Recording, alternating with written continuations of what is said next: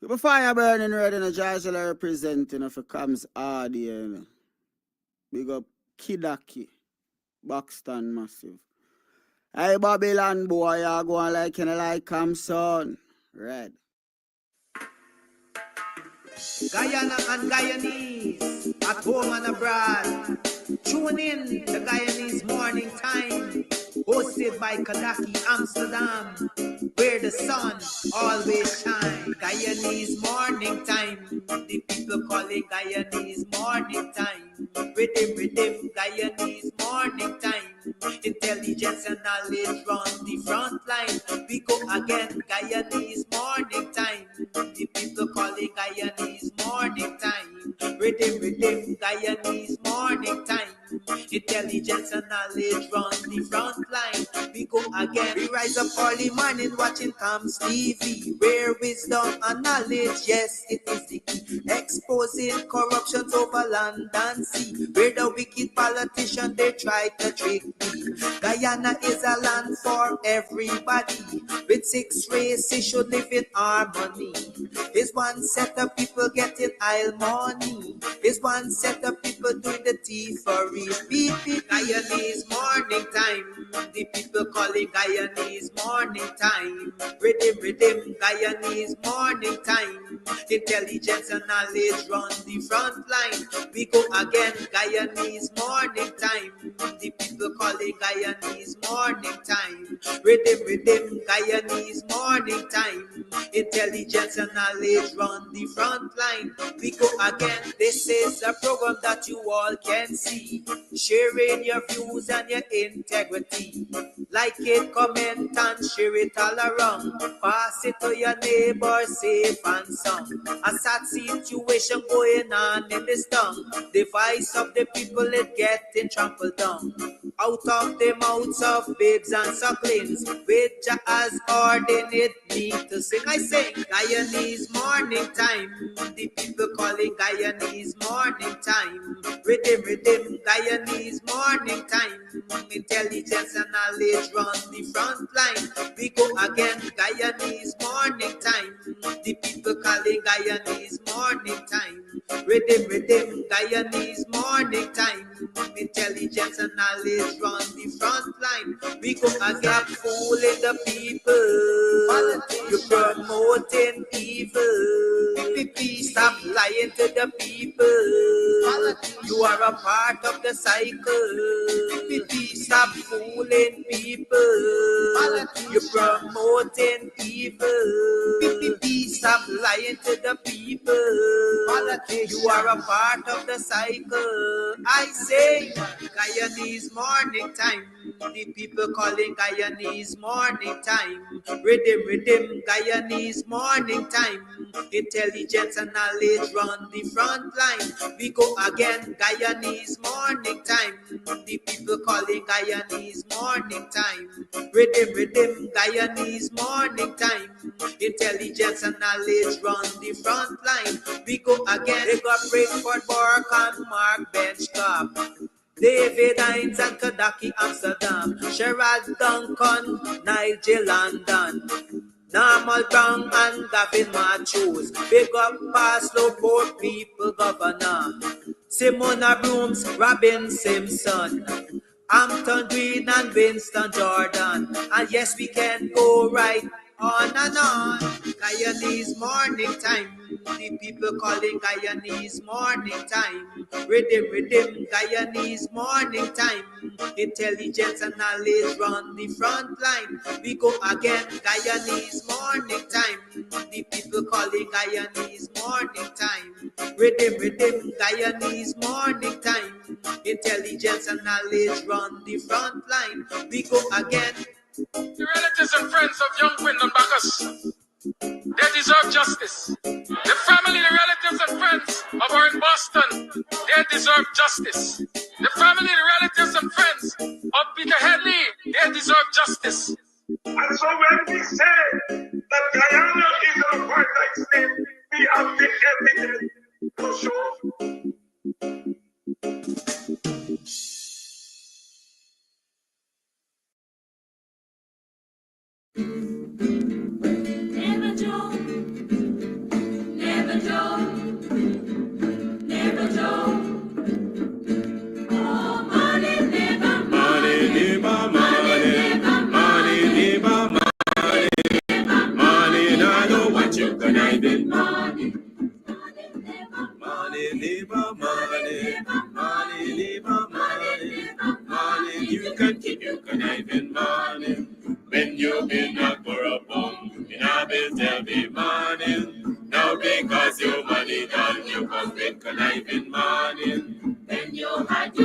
full. In a bit, tell me morning. No, because you money, all you hustle, so tell me morning. Yes, morning, neighbor. Morning, neighbor, morning. Morning, neighbor, morning.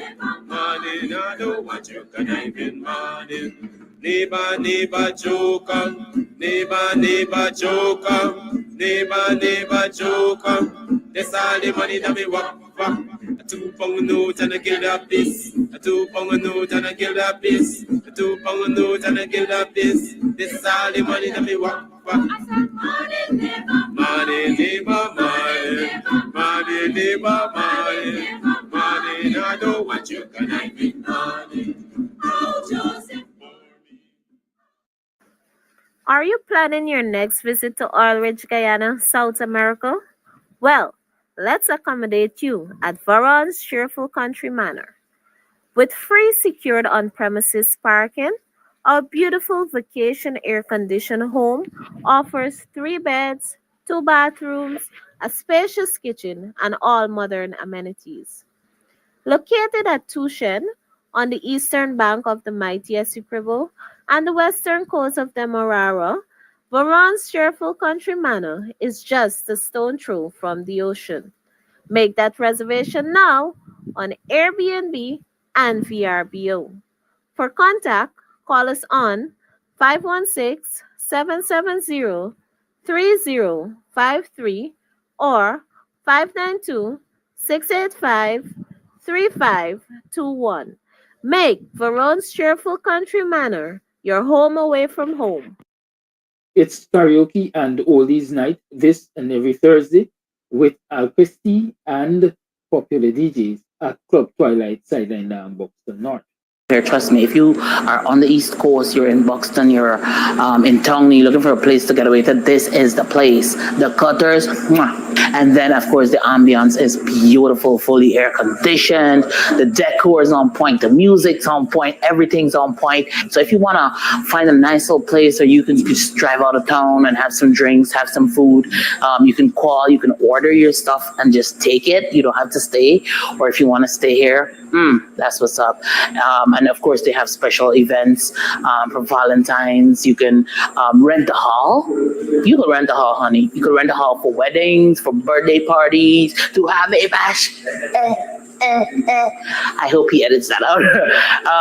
But you know, whatever it is, this is definitely the place to be. So it's on Sideline Dam. You definitely want to ensure that you check this place out. But it's on your to-do list. All right, on your to-do list. This is definitely the place to check out, you know, a really cool, chill spot here in Buxton. I like this.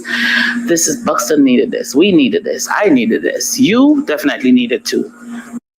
Comes out your son. You burn the swine when I want you shine. The tree of life, them I want you climb, cause them heart no kind. Comes, I say them heart no kind. Buxton Massive, Kidaki, Red Hat.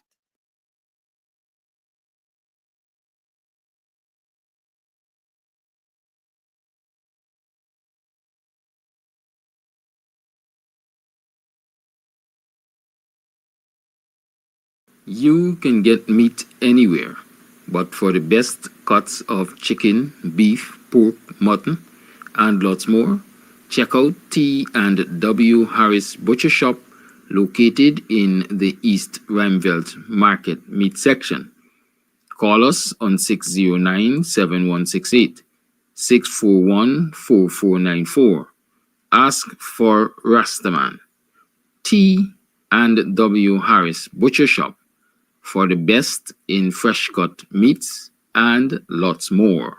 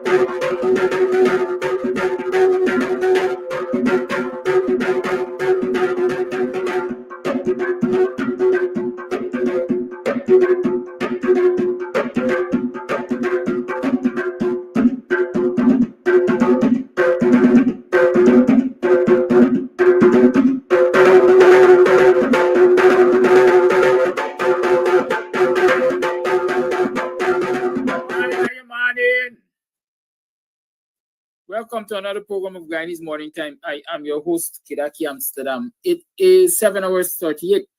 That's 22 minutes to the 8 o'clock on the 15th day of November in the year 2024. Today is a special day, very special. But y'all don't push my button. Understand that. Because as the boy say, I'm going to plug out. Morning, are you morning? Welcome to the program. How was you yesterday? How was you last night? How you sleep last night? How was your morning? How did you get through yesterday with all of those things you had planned? Having achieved or not achieved your SMART goals yesterday, did you sleep well?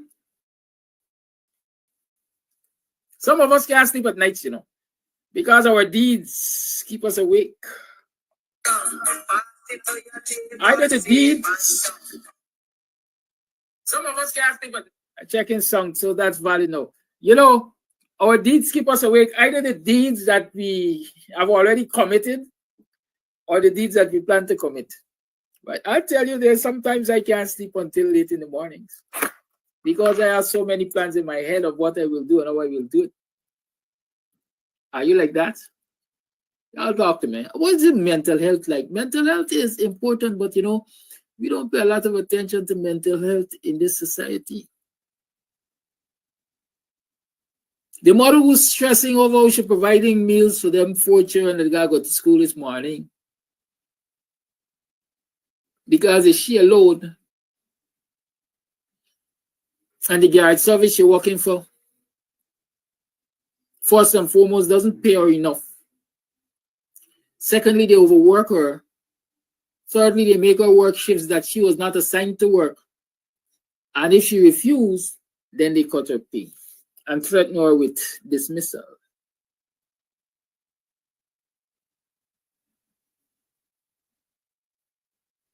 Do you understand what I'm saying? So y'all don't know the stress that people going through. It affects their mental health. So when you hear a mother get a mother plug out and she born one and she child is now out of hatred, is out of frustration. I ain't saying it right. I'm saying it's a cry for help. But what do we usually do? Take away the children, put them in a home, lock up the mother. That's our service, social services in this country. Right? Take away the child, put them in a home, or definitely take them out of that home where the mother is, put them somewhere else, lock up the mother.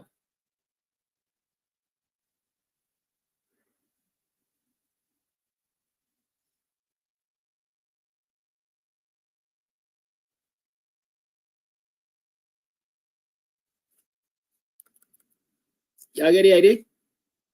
Mental health. We need more people to pay attention to the mental health of our citizens and how the hardships of surviving in this economy are affecting them and the long-term impact of those effects on their mental health. But no, them by advising government and pay attention to that, that doesn't serve their purpose. Pay attention to anybody mental health, got kickbacks and so on. Nah. No. This morning there's some things I want to talk about. And it's Free Talk Friday, so you'll get a chance to talk to me. You'll get a chance to talk quite early. But let me first read, let's post it for you, see, and we're going to read along. Well, this is a big post. Colin Hamilton says, good morning, Guyana. This man, Jordan, is a donkey. Because he is the one who gave the suggestion to the PPP to give the Guyanese public 100,000 because at first, the government had said 200,000 to a household. He should have stuck with the same amount even if he had wanted to voice his opinions. He should have never reduced what the PPP had in mind. And he should be the last person who should be spending, that's what's written there, about money hanging out. Because when the opposition was in power, he was the one who objected. Being a teacher, I am the first thing I look at when people make pronouncements is how they can string two sentences together or not. And so I'm questioning the learning right now of Colin Hamilton, because it appears he can't string two sentences together. Forgive me if I am judgmental, but I can only judge what is in front of me as an educator. Also, maybe Colin is caught up in his feelings, and so, you know, when you allow emotions to get the better of you,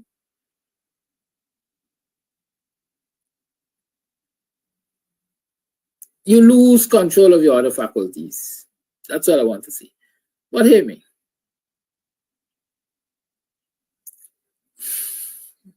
Like, y'all gonna really sidetrack me this morning?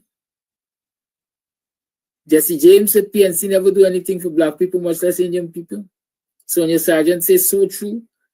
APNUFC PNC, Jesse James said PNC thief our first all money, $80 million, and so on and so forth.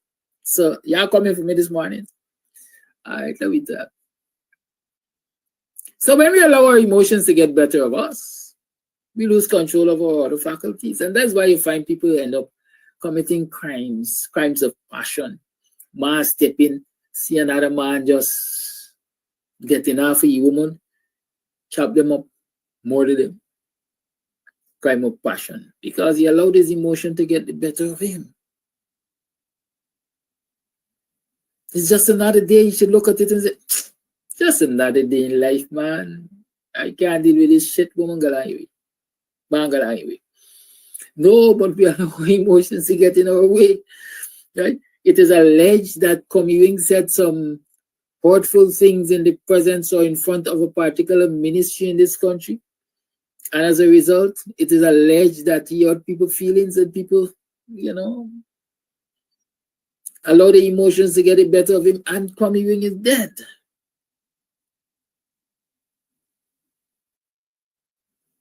Don't let us forget that. There are lots of allegations of people losing their marbles, as we like to say. Lots of instances of people losing their marbles simply because they couldn't control their emotions. And that's not a good thing. Control the emotions. Put your brain in gear and then your pen or your mouth in action. So let's dissect Colin Hamilton's statement. John should be the last to talk. He's a donkey. Is he give the PPP the idea to give people $100,000? Even if he wanted to comment and criticize, he should have never changed the amount from $200,000. One of the things I heard in this society, and I consistently hear in this society, when people talk about this cash grant, is greed. Greed. And it is an issue which has our society the way it is, dysfunctional. Because everybody is caught up in self. Everybody is greedy for self.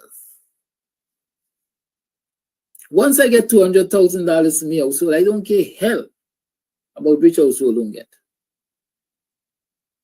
Or once I get $200,000, I don't care hell who doesn't. From where I'm sitting, Jordan was simply being a realistic economist in saying that I don't agree with 200,000 a household. I think you should give each individual $100,000. Because when he crunched the numbers, and I'm going to show support for that theory in his head, when he crunched the numbers, he must have concluded that if we say $200,000 for each individual, then the government is going to say it can't be afforded, we can't do it. It is way above the income that we have gotten from oil, at least up to this point.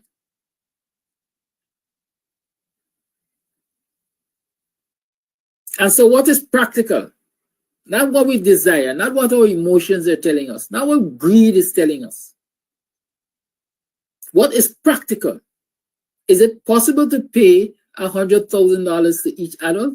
Yes, based on my numbers in my head, yes, it's possible. Can we pay $200,000? No. If you only go $200,000, they're going to knock it out. That's what negotiations do. You take into consideration your upper and your lower limit.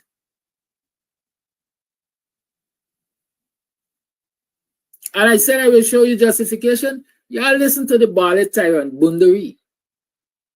Enough of y'all know it as Jagdio. And heard him make allegations that I think it was Clive Thomas, Professor Clive Thomas, who proposed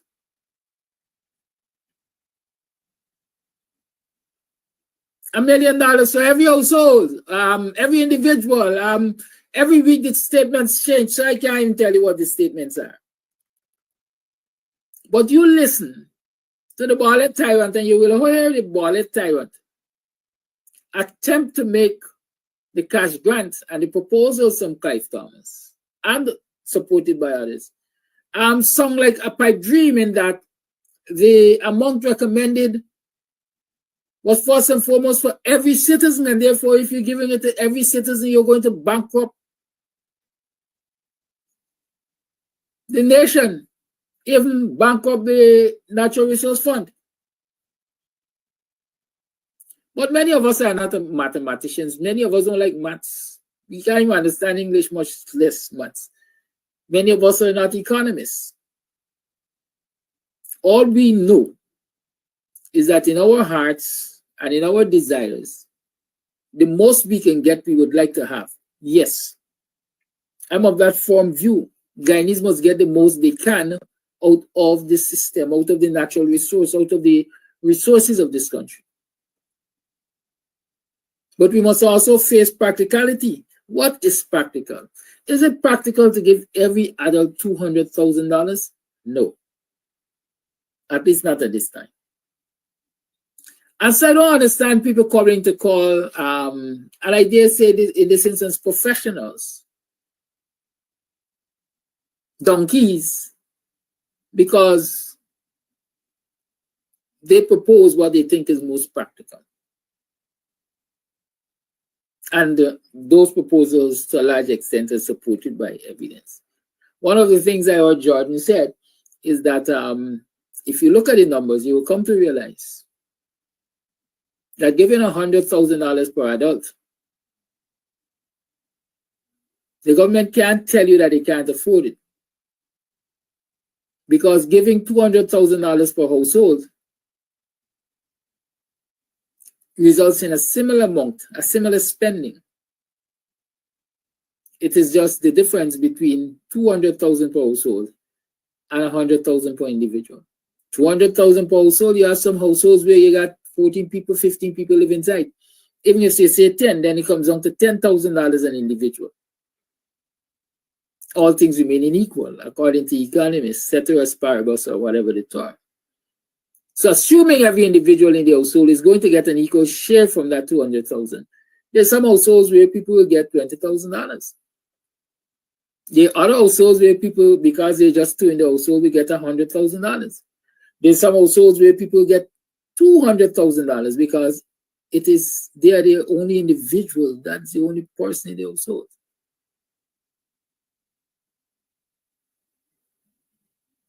And so one will argue that there is no equity in that distribution there.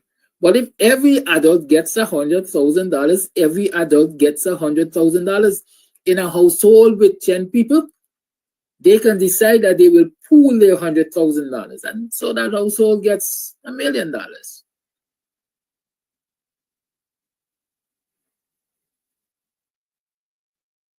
This is who Adrian Sanders telling that they ain't got no common sense for big man. I tell y'all, I like clarity when y'all talking on this program. Because if the cap fit me, I just want to draw this string. And so when you make these vague statements, that is just one black kid kick you out and cuss you out and all kind of thing without an understanding. I like context in my discussion, and I always provide context. And that is why I ask you all to do the same. Provide context. Otherwise, you're just coming here as a rabble rouser. And I don't like rabble rousers. Enough of them over the Rob Street. Got this country in a mess, man.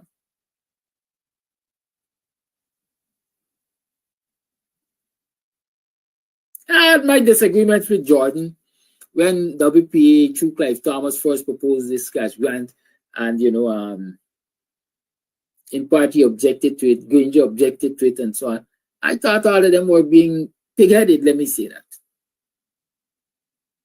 Because it was a good thing to campaign on, it was a good thing to win an election on. A commitment to give Guyanese direct cash transfer. And I thought they were being silly. To just knock it out of the park without even taking the time to study it. Just kick the ball back to the person, pass it to you. Clive Thomas came up with this brilliant suggestion and going to say, you work out the modalities and then come back to us in the 11th hour. So I think they were damn stupid or silly or short-sighted.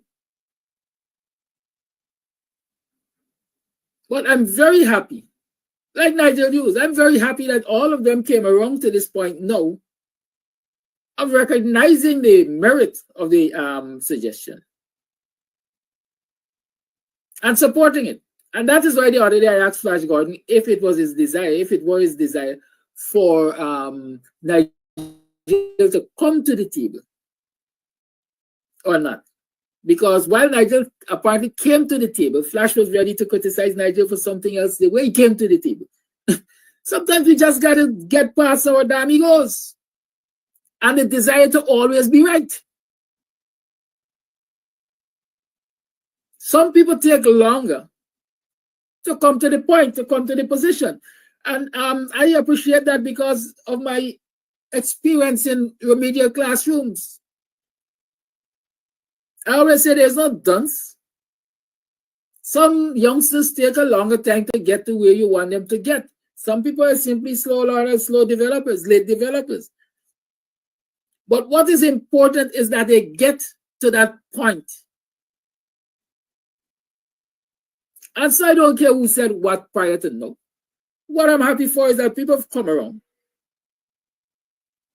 to acknowledge the importance of and support the demand for a direct cash transfer to Guyanese. We are going to fight over that for. According to this one, ever we be. Jordan is a donkey. Well, Jordan is not a donkey.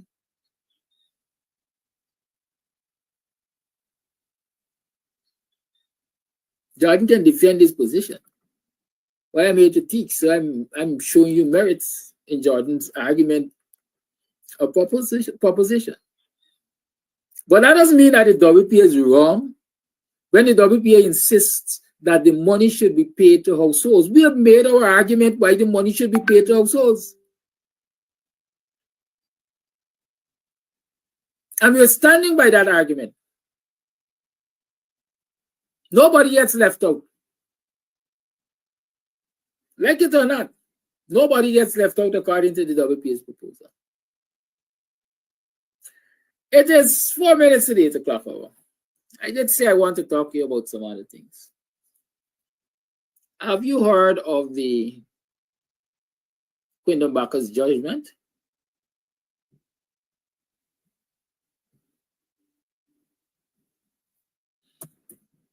Have you heard of the Quindon Bacchus judgment?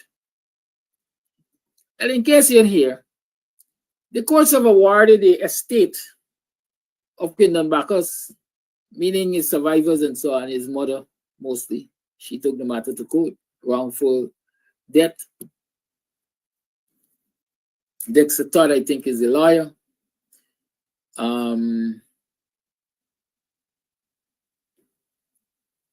The courts have awarded them $24 million.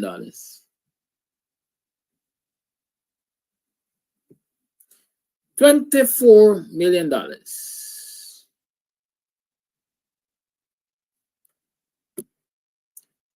And like I said, I like to provide context. And so I will show you a video clip.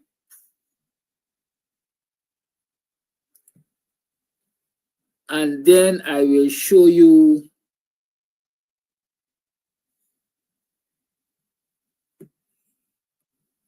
I will read an article.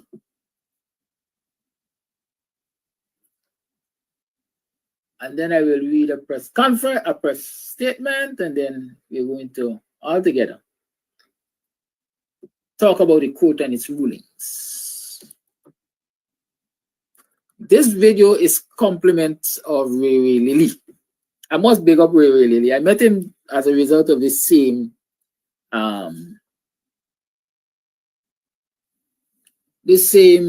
Quindon Bacchus matter. And he has really grown from then to now. And I really love where the brother is. Good. So it's a $24 million judgment, and the lawyer was Dexter Todd. This is a very short clip. Look at it. And see what led us down that road.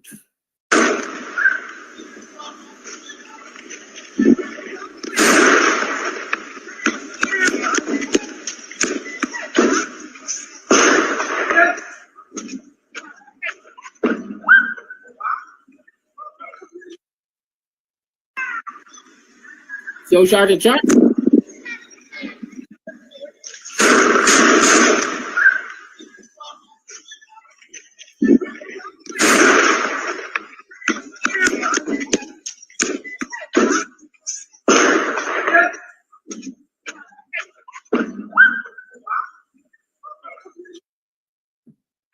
As I like to say, it was the high noon assassination of another young black man. High noon assassination of another young black man. You see them school children, they running and so. Starbuck News has a headline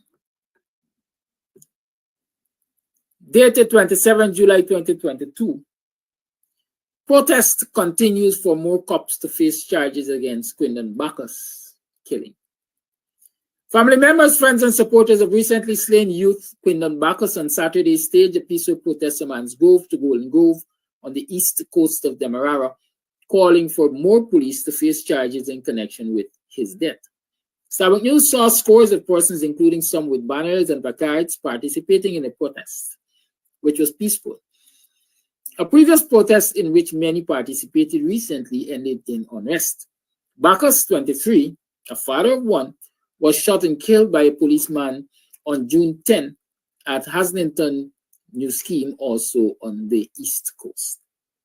Bacchus's family previously told his newspaper that they were continuing to protest after being informed that other officers besides those already charged were involved in the fatal shooting. On July 5th, Lance Corporal Christophe de Nobrega, who was accused of the fatal shooting of Bacchus, was charged with murder, while Lance Corporal Thurston Simon and Sergeant Damian McLennan were charged with attempting to obstruct the course of justice by trying to cover up the manner in which Bacchus was killed. I remember the name Sunil Prasad. Was it Sunil Prasad? I think definitely there was a Sunil involved in this matter, they say. I think it was Sunil Prasad. But that I understand to be a protectorate of the wicked and the vindictive and corrupt PPP and their friends in the Ghana police force. Part of the protest was for him to be charged.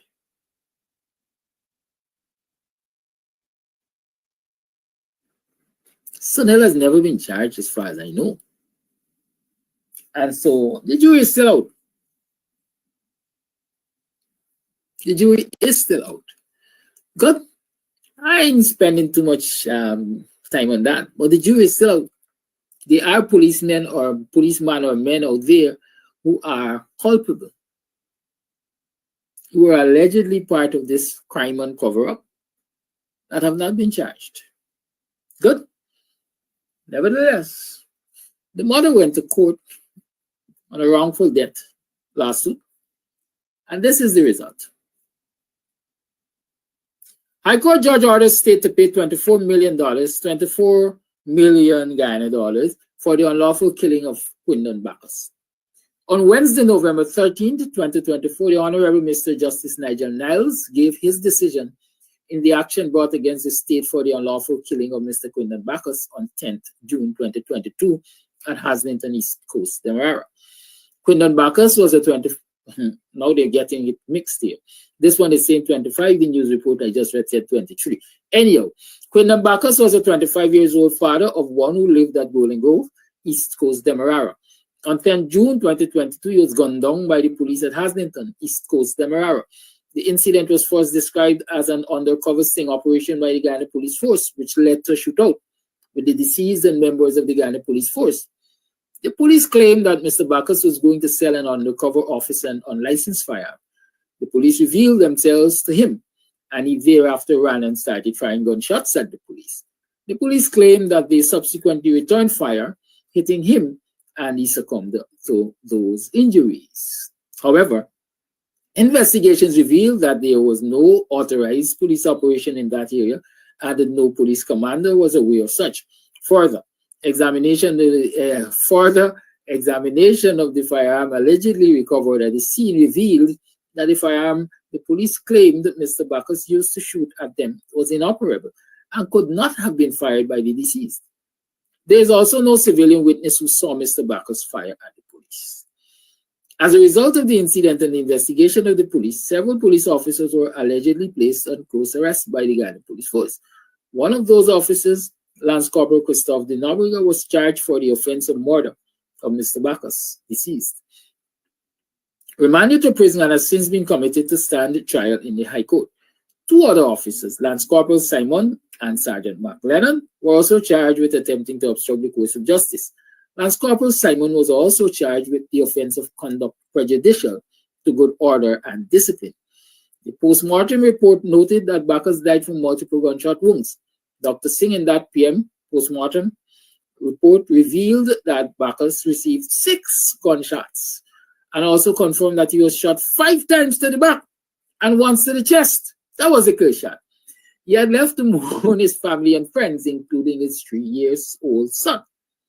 The circumstances which led to the death of Mr. Bacchus caused great public outcry, national grief, massive protests across Guyana, and a temporary lockdown of certain areas of the country. The mother of Quindon Bacchus, on behalf of the estate of Mr. Bacchus, filed an action against the state for the unlawful killing of her son. This action was filed by Dexter Todd and Associates Law Firm.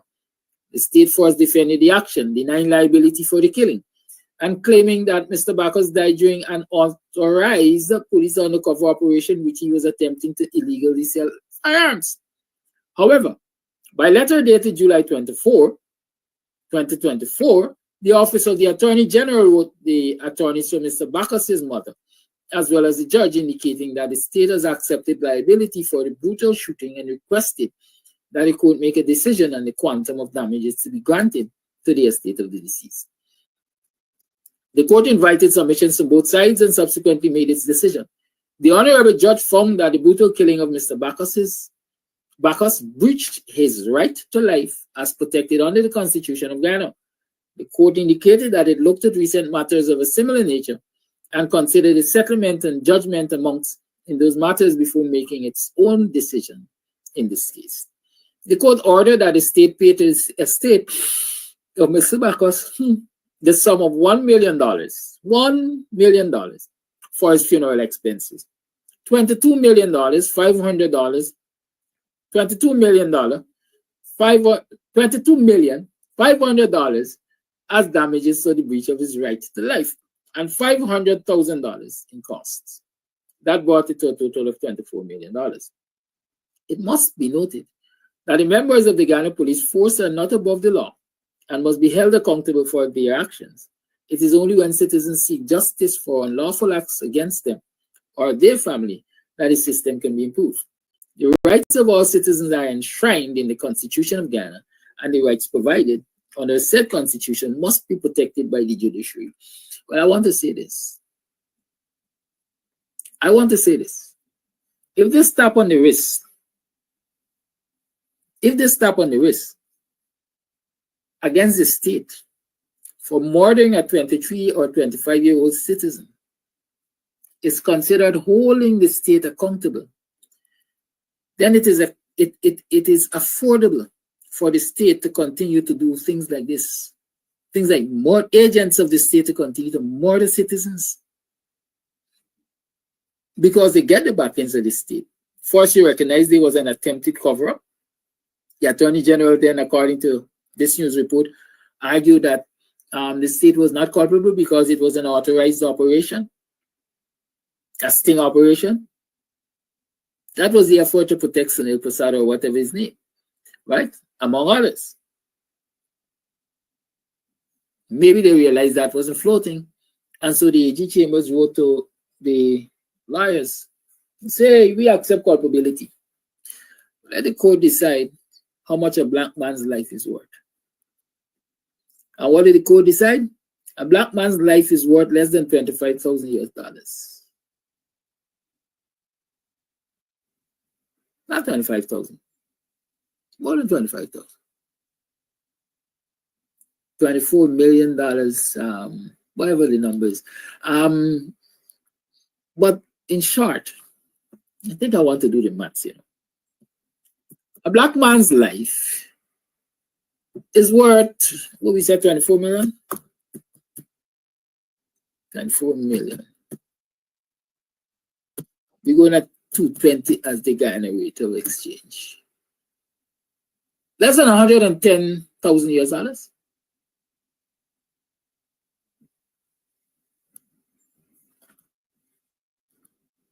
Less than $110,000.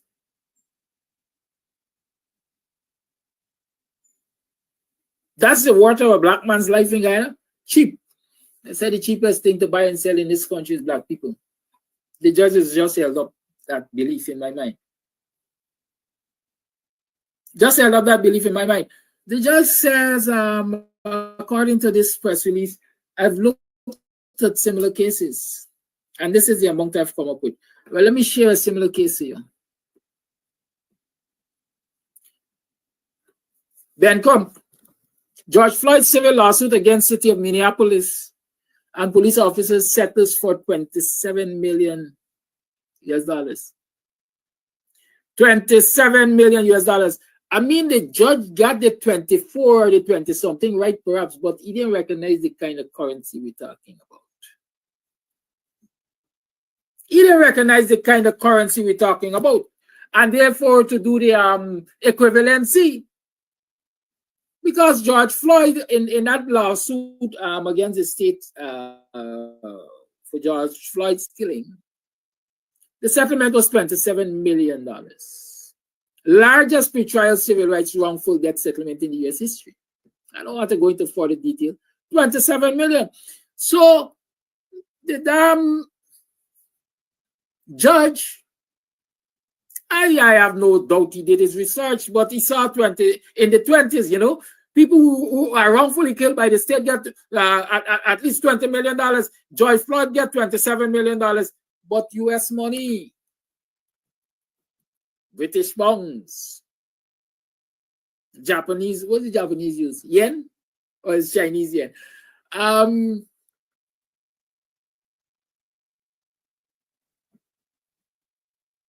How does a black man's life equate to 110,000 US dollars?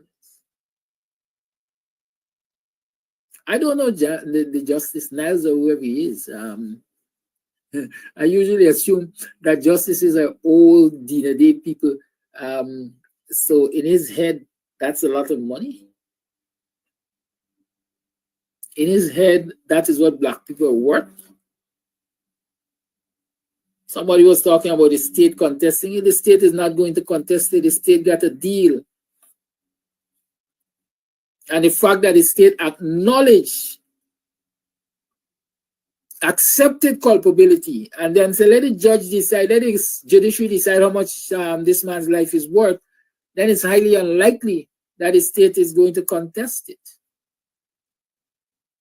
And so in my mind, this judge had the opportunity to make right and do right by the citizens of this country.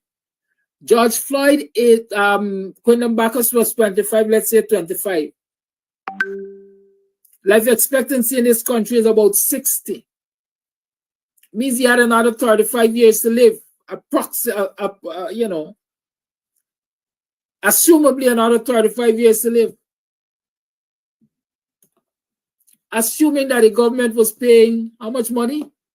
$100,000 a month.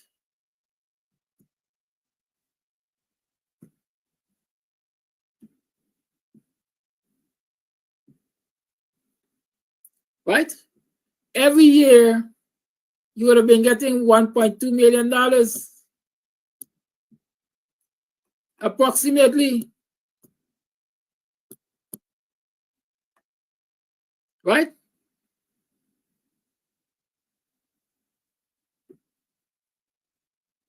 For 35 years. That is $42 million. So at the most basic of calculation, assuming this individual was going to live for 60 years according to our life expectancy in this country, earning a government salary of $100,000 a month, for 35 years he would have been earning $42 million. I'm no actuary, but I want to believe when you take that base figure of $42 million and you compound it by whatever calculations you use, then the estate of Quindon Bacchus should have been receiving at least $100 million. Minimum.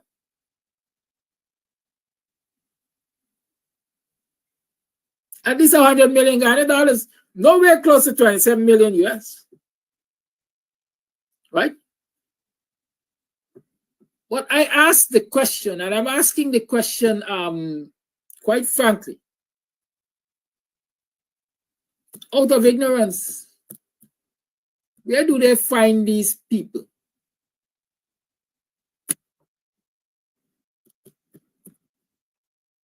Right? Where do they find these people?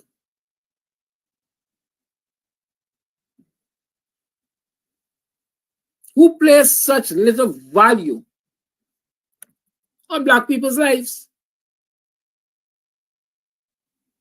I mean, we've had the Black Lives Matter campaign in the US and in some parts around the world. Wait, man, Black man life ain't got no value in this country, again.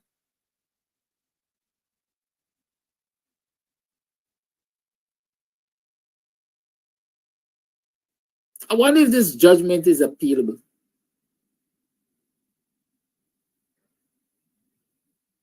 But I want citizens to take,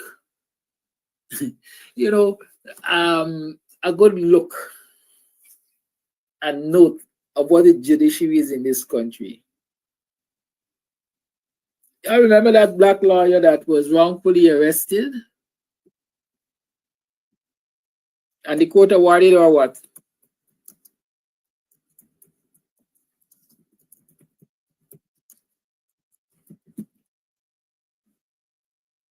Chief Justice Acting Roxanne George awarded attorney Tamika Clark $700,000 in damages after she was wrongfully detained by the SOCU. $700,000, $3,500 US for wrongful arrest and detention by SOCU. What is wrong with the people who are in our judiciary? Listen, the judiciary is supposed to, the rulings at least, act as a deterrent for some kinds of behavior.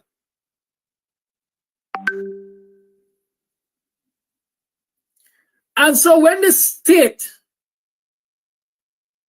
oversteps its boundaries, or elements of the state, operatives of the state, overstep their boundaries, and that results in the disregard for the rights of citizens, then the judiciary is there to make the state feel the brunt of their judgment as a deterrent. If people behave in this country the way they behave, especially operatives of the state, because they don't face the right judgment.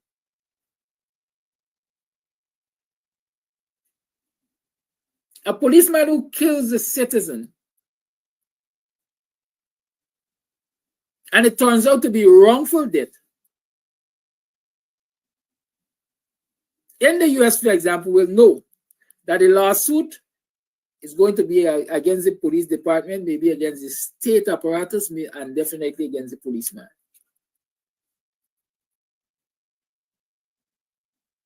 And so all those who are involved will have a high price to pay. And so that is a deterrent, because ordinarily, nobody wants to put their resources and assets and freedom and all of that at risk. So they try to toe the line. But in an instance like this, where the judge, in my mind, had the upper hand to already penalize the state so that it can bring its act in line so that things like this don't happen again, has dropped the ball. Why?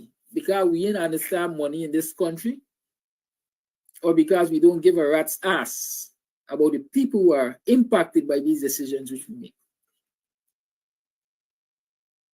$100 million? There's a value of a black man's life. I mean, $24 million. Sorry, why am I inflating it?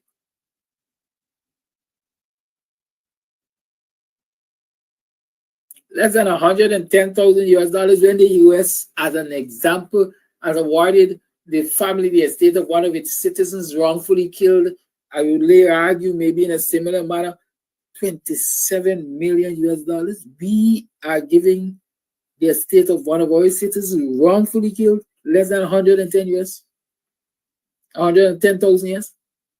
Are we for real in this country?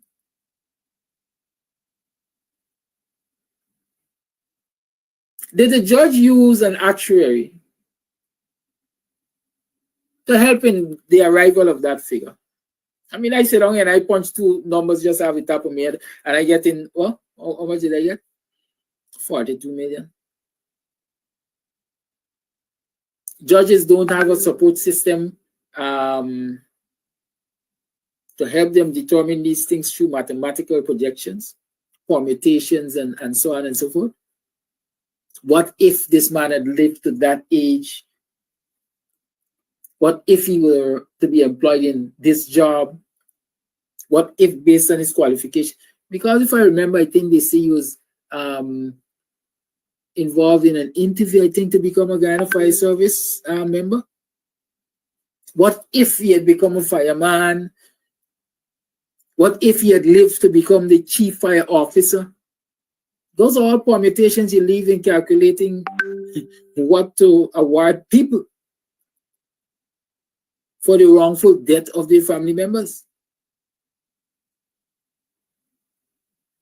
But no, in Guyana, we rely on our damn basic primary school education, and we go to go. The lines are open 6225933, the number to call. I'm Kidaki Amsterdam, your host for Guyanese Morning Time. It's Free Talk Friday. I might say, y'all turn up. According to my partner, this is the face you make when you're waiting for your 5:30 meeting call.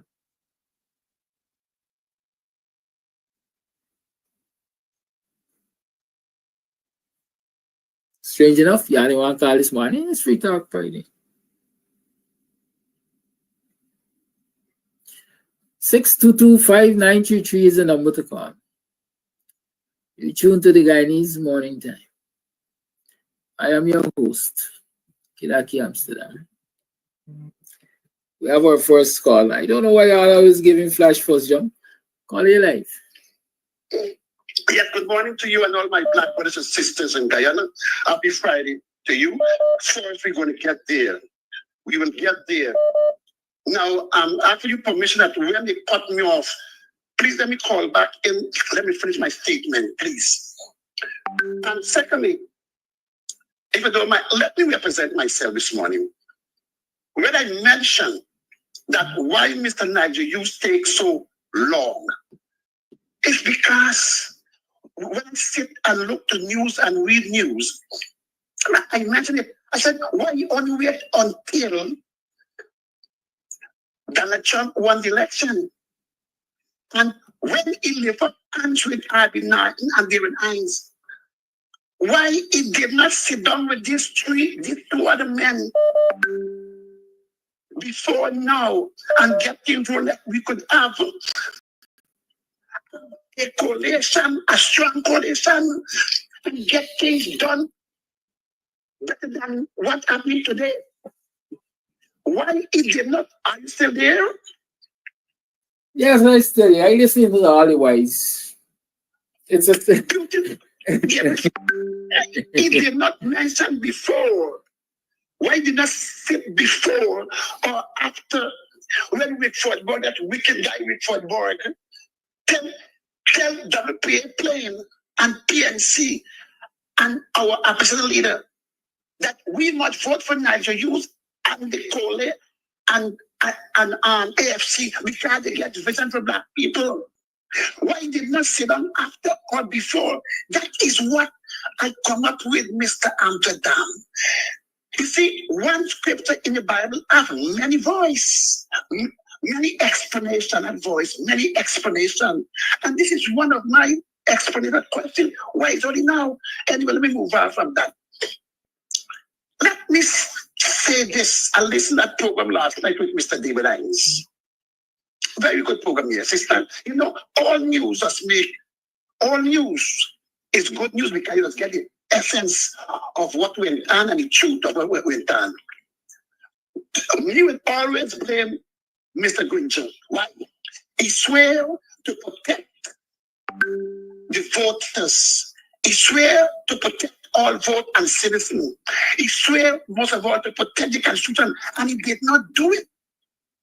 Because what he did was to make law out of the Constitution and out of Parliament. It is totally wrong.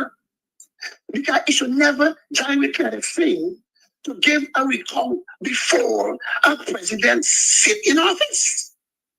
The Chief Justice is totally wrong too. She cannot tell that thing that, oh, it is okay for you to do what you're doing. No, that thing has to go by our Constitution and Chief Justice. But most of all, my black brothers and sisters, listen to Flats Garden. Don't my Flats Garden get first good education, but this is what it teaches me. The CCJ said, it is okay. It is okay for Article 60, but when it comes to clash with the Constitution must always be winner. But CCJ, why the hell you use that nonsense word to black people in Guyana? It is not okay because it's not part of our Constitution. It is not okay because it made on the street. Because you knew it will be a class. You knew it is totally wrong and class, but you use those words to favor your wicked country government today that make you punishing today. It's just like if we all know if you squeeze a lemon in a milk, it will turn. And if you go for drink, it will give you problem. And that is happening today in the class. What we did not represent, and that 50,000 liars did not tell CCJ, no. It is wrong. It's not in our Constitution. Before we go, These are the names I'm calling today. Who get black people punishing today? Teachers and children. Our education is removing from us. Slow but sure. These are the names. Let them call you a black man and boss it up and make canal for benefit Koli people. And them Koli land will be okay. David Granger, Aman, Nagamutu, Rabdatan, Sharon Das, the ex-speaker of the House, Roxanne George, Leslie James, the commissioner, Umo, and Bassey Williams. These are the names. People, I just said that it's only 3 colleagues, and you rate a black man, black man suffer today. Thank you very much. Have a lovely weekend. I'll talk to you later. Thank you for your call. I see somebody, Magnell is saying she's happy. The family got justice. Magnell, let me tell you something. I appreciate your joy, but I don't share your joy. That is not justice. That is not justice. That is for the insult to injury. It's an injustice against the family, against the estate of Quindon Bacchus. That is what it is. I can't tell me differently. Voice note. Hey, good morning, Kadaki. On Wednesday, the L director come to Madio. Give all workers in the hospital, all of the staff that is keeping a meeting with them. At the end of it,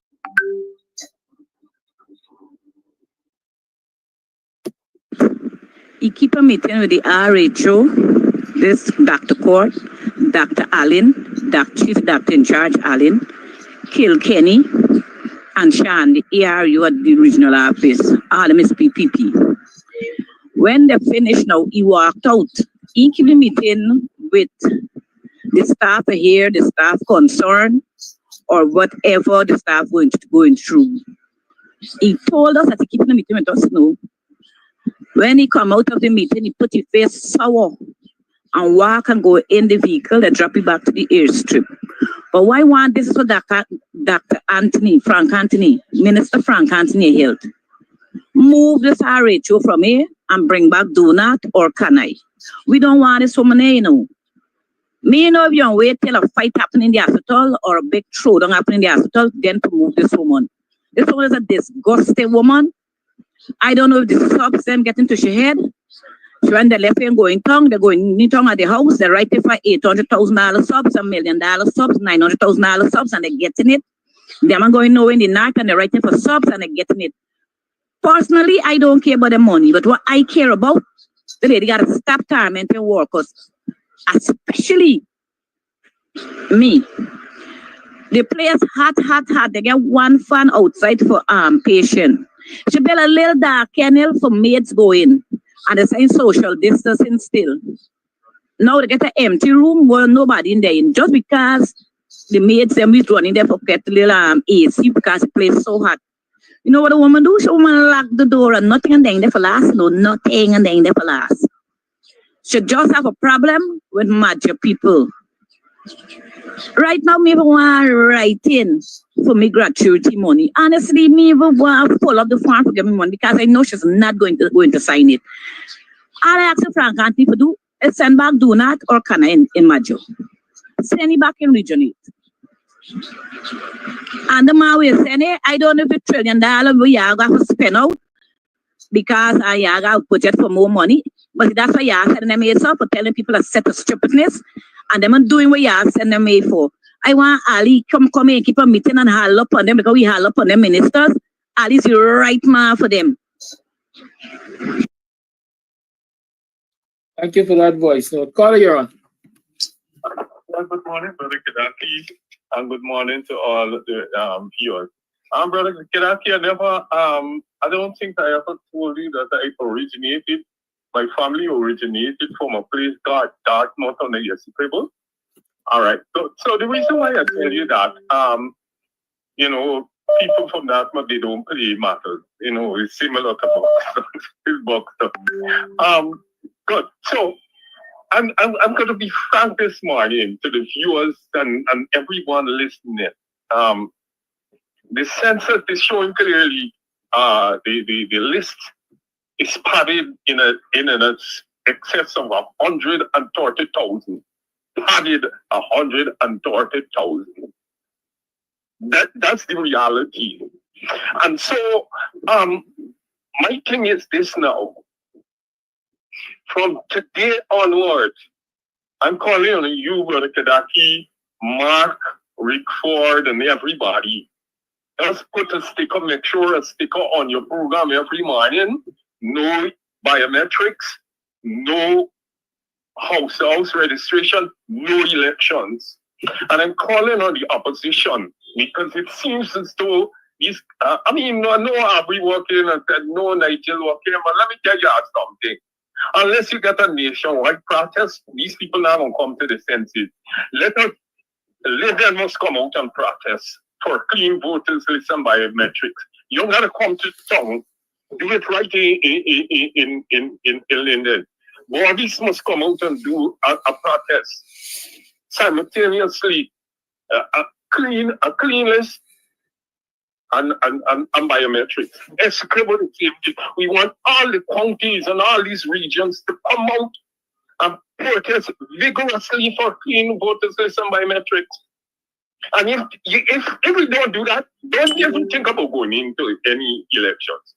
Because the PPP already ready to want it. Because the list right now, I'm telling you, is in excess of 100 or something. I'm putting cover on it. So how will you win that? It is padded. And so I'm saying, Brother Kadaki, the theme of all these shows, Mark, you, and Sharad, and everybody, should be no clean voters list, no biometrics, no elections. Thank you very much and have a nice day. Thank you for your call. Morning, Mr. Kadaki. All these power ship, all kind of worries with the government bringing in. They got the money for pay for one to people land, what people don't pay for since the last year, August. One to people land, and even August, July. One to people land where people got a bill, people got rent, the pay rent, people that tight, people that bad land, I run you down for their house. One to people land, people want to start, do what I gotta do. They don't collecting people money. I fed up with this country. Honestly, I really fed up because they got no opposition, nobody helping people out. Because the more you're talking about certain things about it, you're nothing in happening. Nothing in happening. The more you talk, nothing in happening. Nothing. People don't want the people land, but people don't pay for it. Go to lose none. East Coast, Diamond, all over the place. People pay for land and can't get them land. Yeah, what telling you, and it's real fatiguing and stressful and it's hard. It's hard. They ain't got their money for do all kind of thing. I how much contract to the work left in halfway. People getting all long 100 years to pay back 5,000 a month and that kind of nonsense. What happened to we land? We want we land.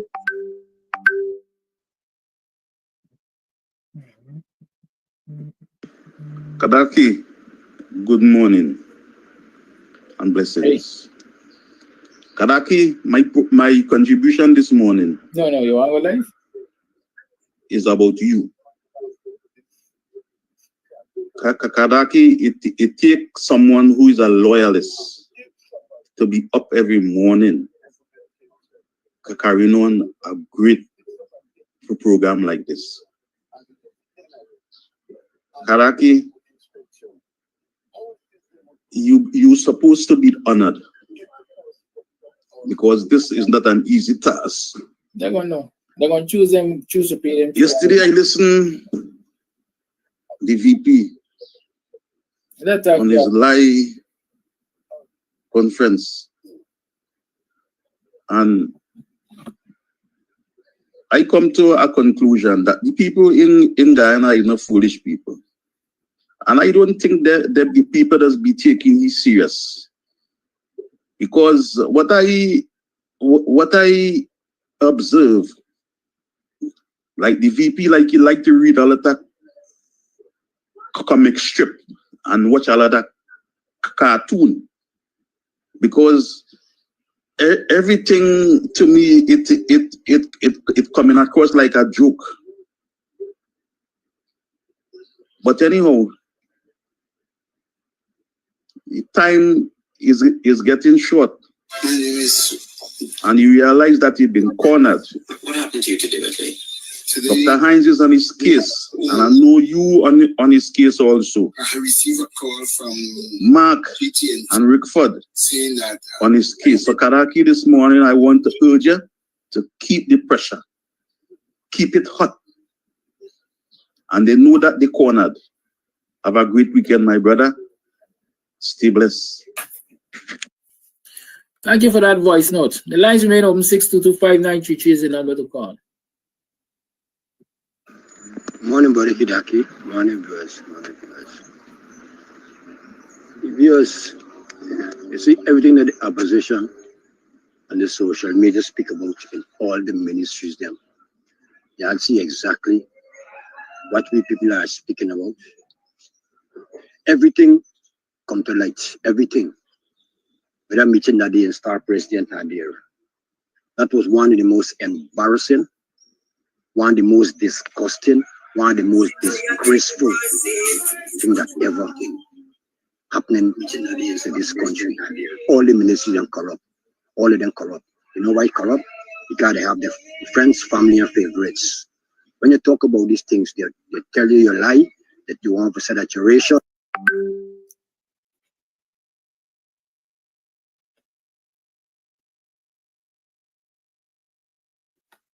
They want to say that you're trying to cause problem in the country.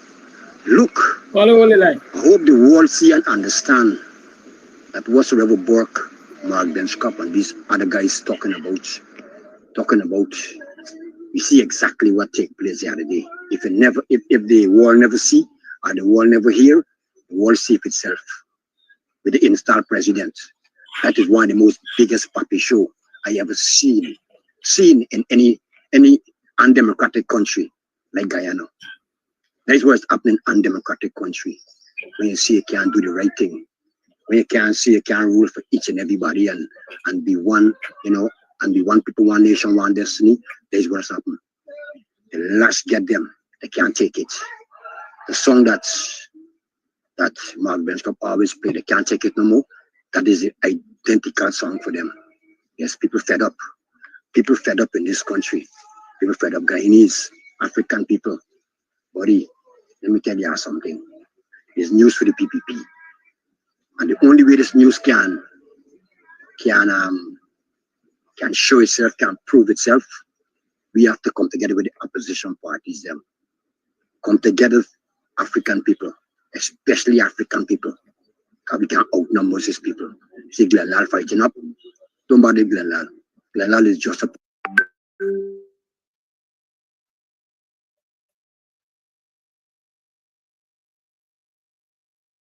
puppy show for the PPP. PPP install government back again. You understand me? If you get a seat or 2 seats,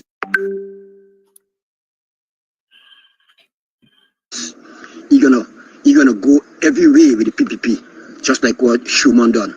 You understand? See, Schumann got quiet because he was being paid off. He paid off billions of dollars. It's alleged. We don't know. The same thing will happen to Glenlal if we African people don't put ourselves together, put our shoulders to the wheel, and get rid of this racial.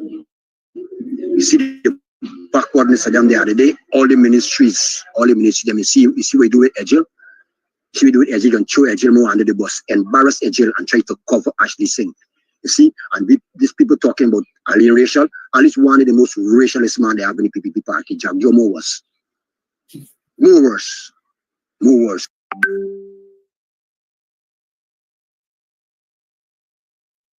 Call you on. Yeah, good morning. What a notice said, it is so right. Now, yesterday, I'm spinning off something from yesterday when Minister Jordan spoke about the install fraudulent man coursing out the people. If we go back to their origins, that is how they behave, where they come from. And when you are not educated. Look, for instance, me. Sometimes things might come that I might get on and use expletives to people. And sometimes somebody passing or hear me using it, but talk to me and say, no, you're better than that. You could explain yourself in a better way than what you try to do. But you have got to understand, we all have got to understand that that thing that they made the leader is a dunce and cannot use words to like get over his message without using expletives. And when he behaves in that manner, he tells himself that he's at the top because people frighten him. When you behave in the way, people does just watch you and avoid you because they don't want a confrontation. Because I bet you, the rest of them who are in that grouping could have used the expletives more than him and embarrass him more than he could have embarrassed them. Now I'm not sorry for them because they propped him up. Because I ain't left him me bed at them ungodly hours to go to listen to somebody cussing out. No time in the day. Once you're working, when I used to work, I work shift as a nurse. We had different shifts. We had the shifts. If you're on a military base, they might call like a unscheduled check your barrack room. If they want to get you worried, they would run in anytime. You're on camp, they might do some things like that. But you don't call people from all over the place to come to your place at 5:30. Imagine, you can't get transp. Many the people, the taxi service would not be working. So we jumped on some PS who he said was at the gate and he locked them out.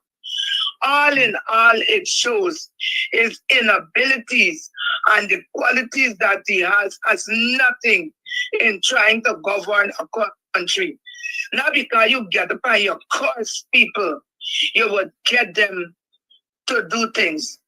As one of my stories I read, the sun and the wind. The wind told the sun is stronger than the sun. They said, look, a man coming up this mountain. Let me see who is the strongest. The wind blow, the man held on to his coat, he hold on to the coat, he hold on. And he had the devil's own job, but he held his coat on. So the sun said, here now, you finish, the wind say, yes, send hurricane, that kind of thing. Man only coat. When the sun thing, all what the sun started to do is to shine rays and made them become hot. And after the place got so hot, the man coolly took off his coat, throw it over his arm, and continue up the mountain. So that is the madness. He would behave in the manner because he ain't got topside and he can't put it out better. So that is what they put there and think. Now when it comes to Quindon Bacchus, some people would say that the money is good. But when we study in Guyana, look when it had the thing, this Lindo thing. Look when it had the boys and when the murder by the blame them bridge. Then the 19 children would rose up.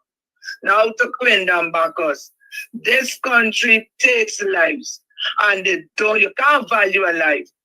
But they always try to undervalue a person's life. And I hope that they got other places where the family could go to get a better deal. Because look, cybercrime, you don't kill nobody. And look the fees that they have attached to cybercrime. Look the fees. Look how they're trying to upgrade cybercrime to destroy and put people in captivity. Lastly, Barlett said he congratulates the one in America. The one in America says he will have a robust campaign in removing all the people from America who we consider as not Americans. Does the Barlet know that many of his people, who the people like himself, gone to America on the backtrack? And if Barlet think that Trump is going to prefer him and prefer his people, all of them in America and afterwards are being deemed as black people. It's only Guyana that could be black, probably India that, and in India they don't accept them who came across the shores as indentured laborers. So it's only here, must Trinidad, and I think Suriname, could the people that thing. So when Barrett embraces Donald Trump in his win, he has embraced him in a win. Who is going to destroy his people? Because black people, when they got who go underneath backtrack, enough of them ain't got the money for pay for go to the States and backtrack. But them people, people that get the money to go to backtrack. So Moonshine are glad you're embracing Trump. So when the plane loads, you people start rolling back to Guyana, where you're thieving enough, so you're going to give them things. I hope you're going to be able to accept them. You have lit a fuse. I hope you could control the fire when it starts. And the last, Minister Jordan spoke about the roads that are being built in Guyana. What Minister said, it is so true. Because if you go to build a road, I believe you got to do feasibility study. For building a road, a bridge, certain things, you're supposed to go down to the smallest amount of weight that is going to be on those roads. Then you're going to multiply the weight. Then you multiply. It's a lot of things you got to come up with before you could prescribe the quantities and the type of things you will use on the roads. Now, Guyana roads were being built for ordinary trucks. I could remember in Barnum days, he had the E for trucks. And those E for trucks were big, tall trucks, strapping trucks. But the trucks, they didn't have the double tray and the double decker like what these new trucks, what they're bringing in now. These trucks that come in, I believe that the weight without anything in it is close to about 20 tons. Now imagine they put a weight on the bridge. The truck supposed the mass on the truck supposed to be 18 tons. And if the truck itself is about 20 tons, how much things that 20-ton truck could bring? And those trucks, they are loaded to capacity. When you see the driving ordinary on the road, they're breaking up buildings and they're always downloaded. And one thing I know today with fear, one of them had a person driving and he was so sharp that even if he put a ladder, he could meet up, and they cannot control these trucks. So that is my take on what is going on in the country. Thank you for your call. All right, bye-bye. Lady. Second is reminding us that Shanique Mary from Jamaica, when she won that case against Barbados, got over, what, $700,000 in settlement. Right? Morning, every morning. Morning, are you morning? If you can hear me loudly and clearly, give me a thumbs up. That's all I'm asking you for. Please and thank you. May I have a thumbs up if you can hear me loudly and clearly? Welcome to another program of Guyanese Morning Time. I am your host, Kiraki Amsterdam. Welcome to the program. How you been? How was your weekend? How did you pass your weekend? What happened for you over the weekend? How was it? What did you do over the weekend? Did you use your talent to earn some extra income? What did you do? I'm asking. Y'all talk to me. How was your last night?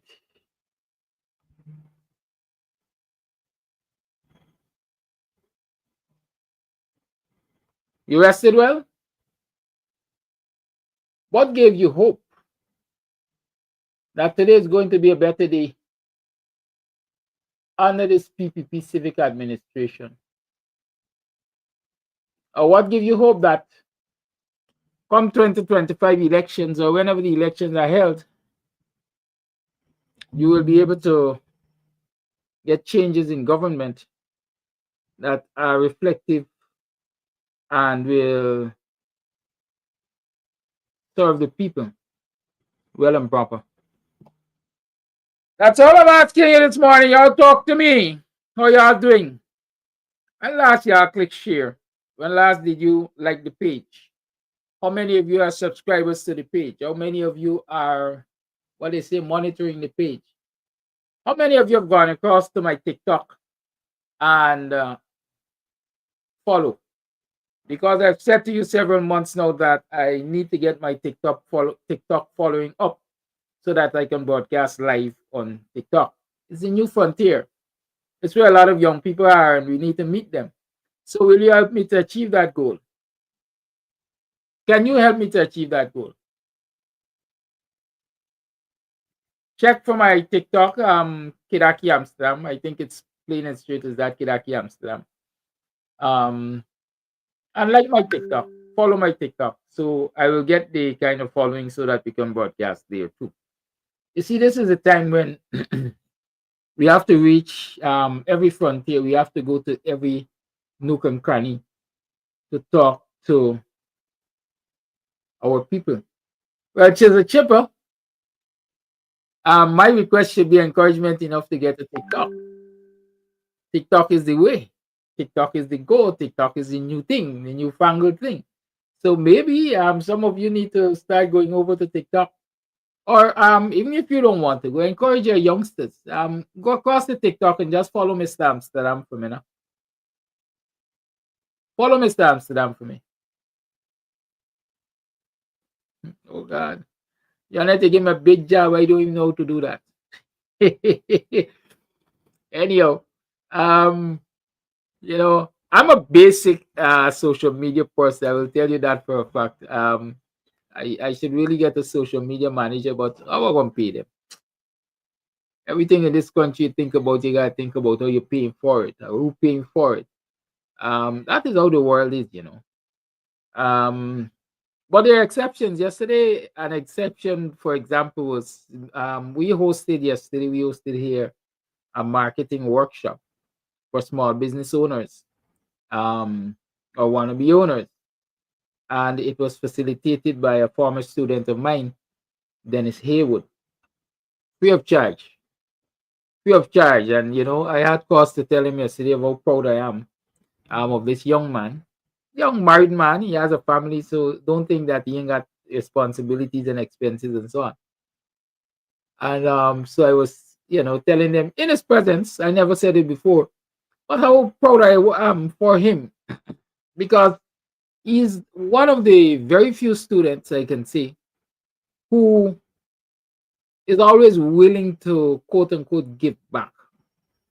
I don't think there has been a request that I make to Dennis based on his skill set and so on that he has said no to me about.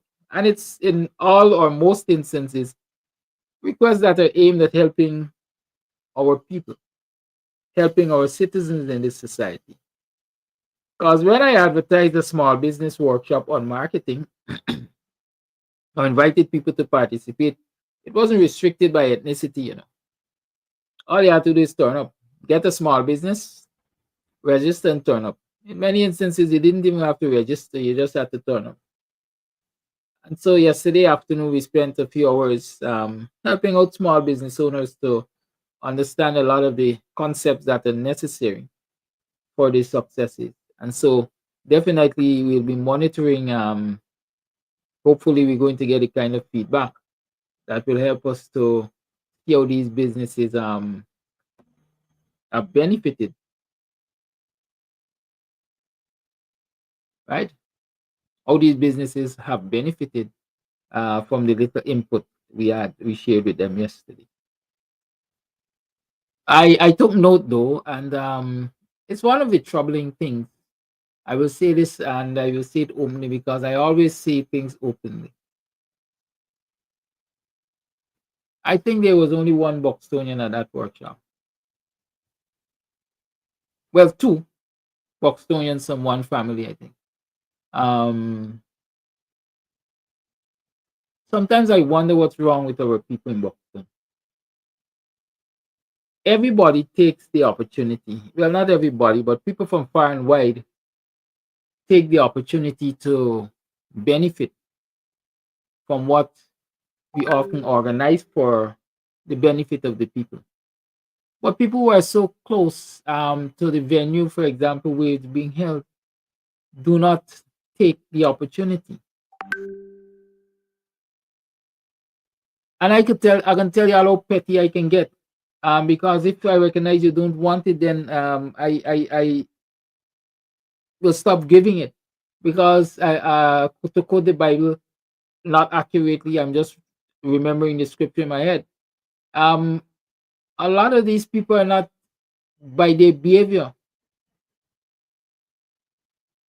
worth your efforts, and so you gotta ask yourself: should I take pearls and throw it to swines? Or the Bible say, should I take my children's food and give it to dogs? Right?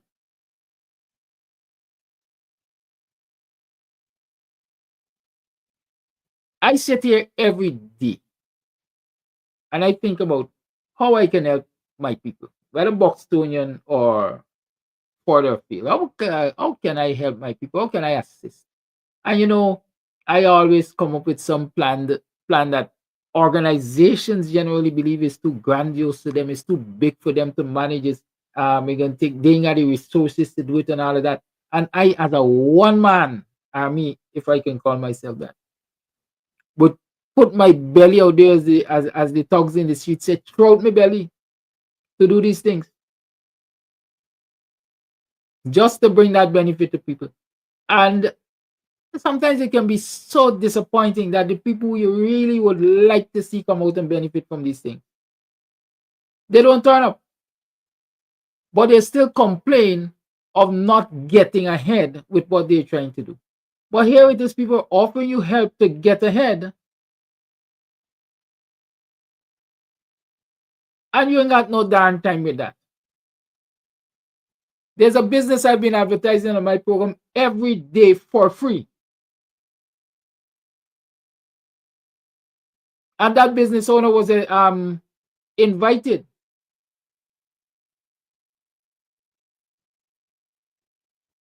And did not turn up. You know what? The free advertisement ended Friday. I am not going to play another free advertisement for that individual. Y'all call me petty. But when people are getting things free, they don't value it. For some strange reason, let me get little ethnic. Black people don't value freeness. I know there are other people who will swim the deepest river to get some freeness. Because they like freeness, they recognize the benefits of freeness. If they had to go and pay for a marketing seminar, workshop, whatever, it would have cost them some money. Well, here it is, people bringing it to you, do them out free, and just sorry for you, man. Black people is black people problem. I mean, I don't like to get like that, but sometimes I just got to. Thank you, Yanet. I got to say it. Yanet, to pin the page to them, you can pin it on the chat, so others can get access to it. It will take me another week to figure out. Nevertheless, we got to do better as a people. older folks have to encourage younger folks to, really get out there. I was happy to see that an aunt came. In fact, I think there were two persons like that. Two aunts came and they brought their nieces. One of the nieces is in business and one of the nieces has an interest in business. Or was it a cousin? Some family relations. I'm happy for that. To see a collaborative effort between the older generation and the younger generation. Right? So it's like the older is holding the younger's hand to lead them in a direction of self-empowerment and so on and so forth. Thank you again, Janet. Right? So that was enlightening. That was refreshing. That is encouraging. I want to see more of that.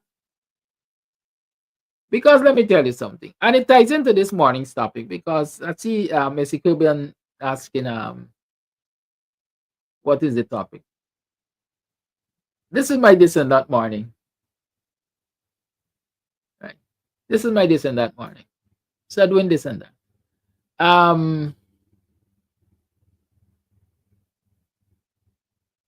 One of the failings, I will maintain it, one of the failings of our people and our politicians by extension, our leaders in general, and I'm talking here African Guyanese specifically, is the inability to or the refusal to teach our people or discuss openly with our people the past. You see, there's this saying,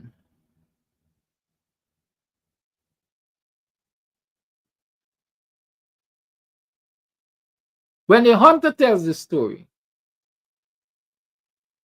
he will always be the victor. When the hunter tells the story, he will always be the victor. The story will always project the hunter as the victor. No hunter telling you any story of being defeated by a lion or an animal in the jungle. Because that is not going to boost his ego. That is not going to make him the dominant being that he wants to be.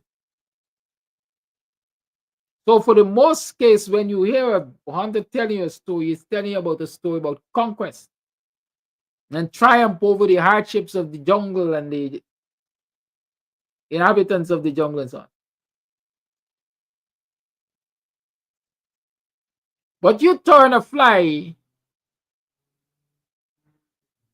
or a wasp and dwell in that jungle, and you will see the many failures that hunters suffered before that one success, which he is bigging up himself about. Trust me, check it.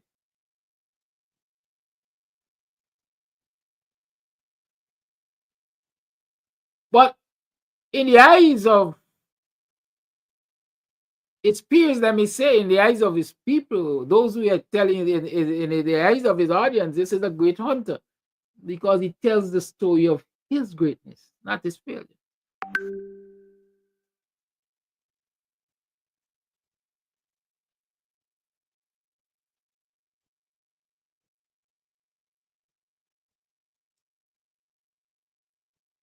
As a people, we allow people to tell our stories.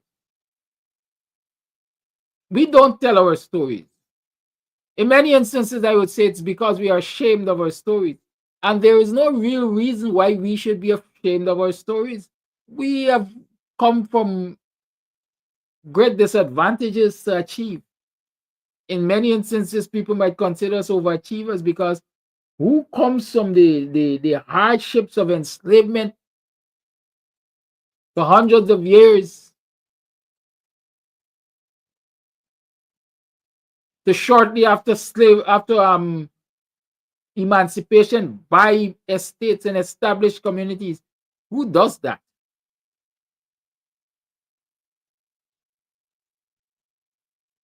This wasn't expected of a group of people who were constantly ridiculed and beaten down and oppressed and so on. No, but our ancestors rose above it and they did it.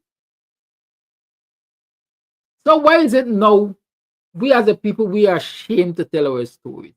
We are ashamed to get our young people to sit and explain to them what the challenges are that we have faced over time, what the challenges are that we are facing and have faced in this modern time.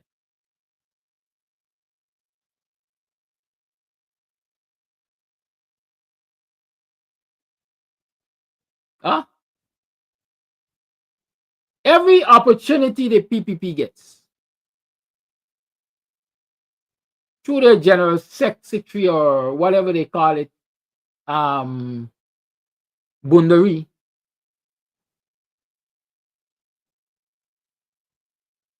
they cuss out black leadership.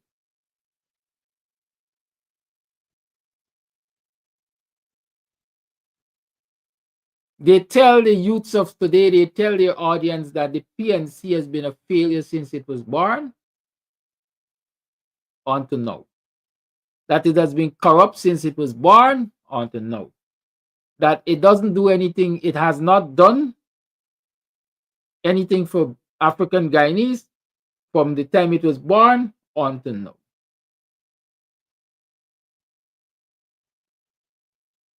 You listen to the PNC, the PPP, listen to Bundari especially.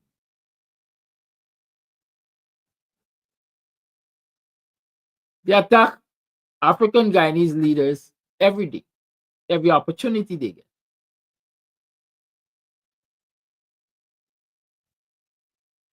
And they speak to not only the old heads who they have been speaking to for decades, but now they speak to the young people. And they tell them these things, which in many instances are not grounded in facts. But given the generation that we're in, the generation of young people that we're dealing with, they don't know anything about Foxborough. They don't know anything about Desmond Height. They don't know about the murderous rampage of the PPP in the 2000s.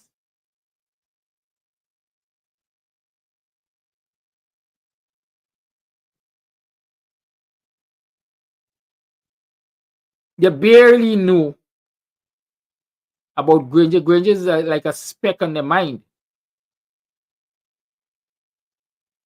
Because for the greater years, they have known the PPP. And so it's natural that, you know, they will listen to some extent to what the PPP has to say. And unless people counter that narrative, that is what they will walk away with. And as it would appear, there are not many among us who are prepared to counter that narrative. Because countering that narrative puts you in a position where the PPP calls you racist. And a lot of our leaders are not prepared to be called racist, even for the liberation of their people. Even for the liberation of their people.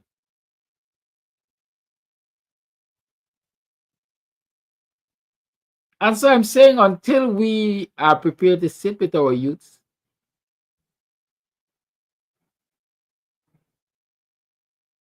and speak with them frankly, we're going to continue to allow the likes of Jagdio, Bundari to corrupt their minds.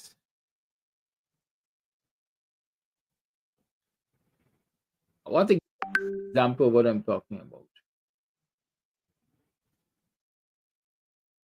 I understand Jagdio was in BV over the weekend.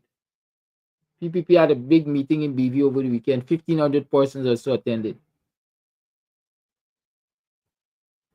Any Baronians on this live this morning? Were you there at the meeting?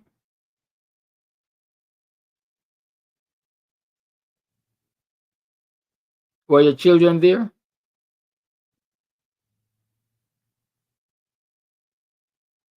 Did you approve of your children being there? Or your family members? Did you, after those discourses at the BV meeting, sit your family members down and set the record straight for them?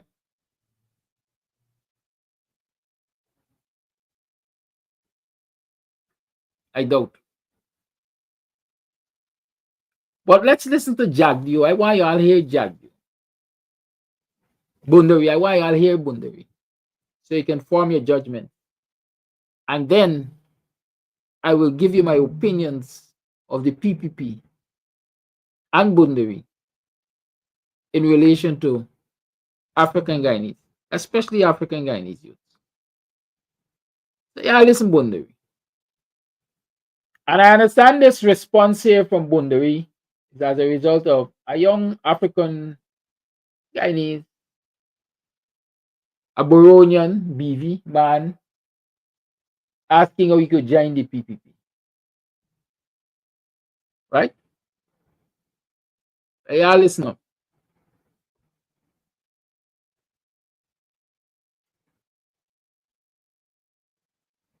And we're the only party that has sought to work to bring people together. You look at our ranks, you look at, we have stories racist.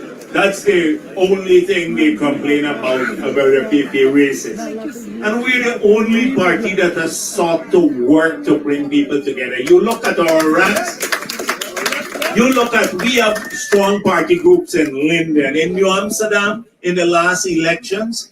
We nearly won New Amsterdam. One more seat we would have taken. In Georgetown, we expanded. We won in Madhya. We won in Bartica. We won in Letem, where APNU was dominating.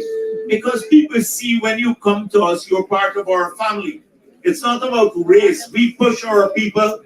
We want them not to be victims. We want them to be progressive. We want them to own things. You must own a piece of land, a house, get a nice job. We don't tell them every day, oh, you're going to be discriminated against, because that's a self-fulfilling prophecy. If you say that to people over and over again, they will never apply for the scholarship. APNU said to the people, this girl, or what Ferguson said, don't apply for the gold scholarship. You're never going to get it under this racist government. Well, more than half of the people who are studying are Afro-Guyanese, studying paid for fully by the government on a scholarship program from gold since we got back into office. And that's 15,000 people. You give 1,000 scholarships in 5 years, and you didn't want people to apply. The same. Let me stick up in here. Let me ask this. And it's part of the problem our people have. A lot of people believe in quantity versus quality.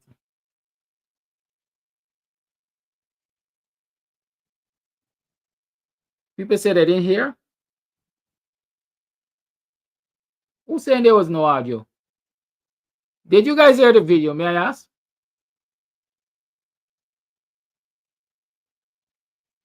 It would seem as though some people were hearing, because Master Sudden is talking about where the applause is coming from. Let's say Bacchus is asking about what kind of family is that. Patricia Graves, Andy, I would like you to check your device. Right? Yeah. Let me stick a pin, as I said. Let's talk about quality versus quantity. This man said, I don't know if the numbers are right, but he said that the coalition gave out 1,000 scholarships in 5 years.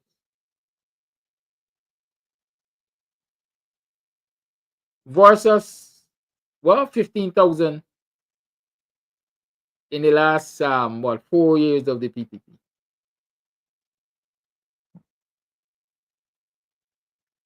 I got some people like belly full. If you give them a plate of food with a little bit of rice and loud stew until you give them a little bit food. And you're mean and you're greedy and you're selfish and so.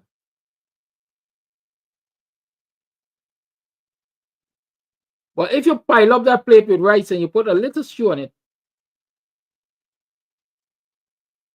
they will tell you that is a good man. The man is chop me plate when I don't eat, I chop. But they don't pay attention to the quality of what they've been given. That is the trick that the PPP uses in Guyanese. They like to talk about quantity, but they don't talk about quality. The coalition only gave out X number of house lots or house lots when they were in office. We gave out 10 times that. But let us compare the quality of house lots that were given to citizens under the coalition because they were given as developed lots. Citizens didn't really have to go and spend money to landfill house lots and so on and so forth. Compared to the hundreds or thousands that the PPP gave, that is basically swampland, estate land that citizens have to pay to level and citizens have to develop. There's a difference there. I prefer to have quality over quantity.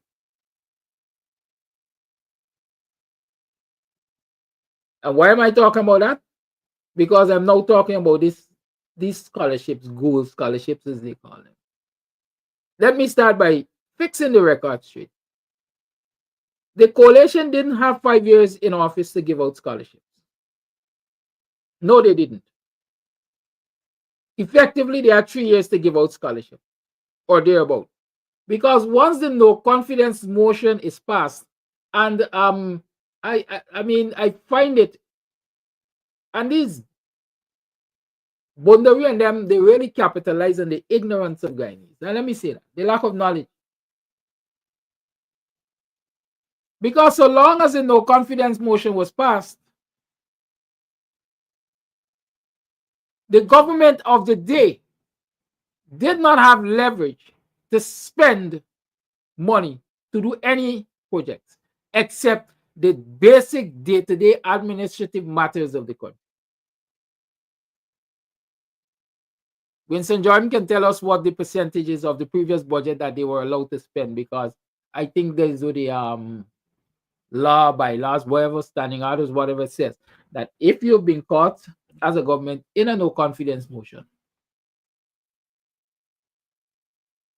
you're only entitled to spend X percent of perhaps your most recent budget. So you can't go introducing new policies and programs and all of that.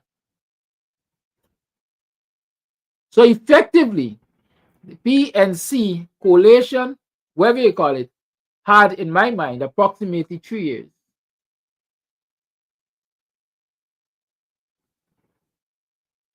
to give out scholarship or do anything effectively as a government.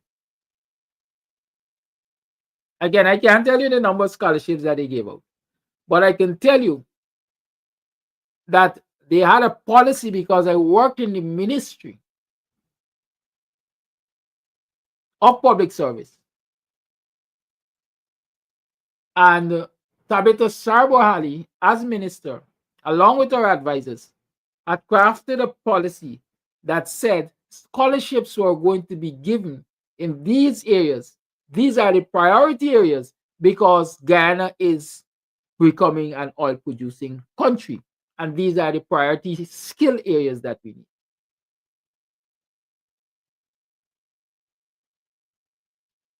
And so scholarships were not being given out willy-nilly, but scholarships were being given out with a focus.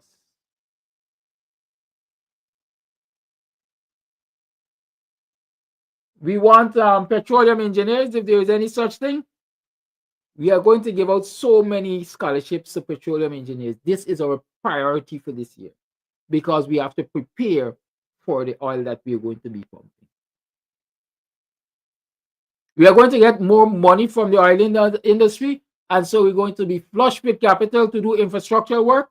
We need geotechnical and civil engineers, this is where our focus will be.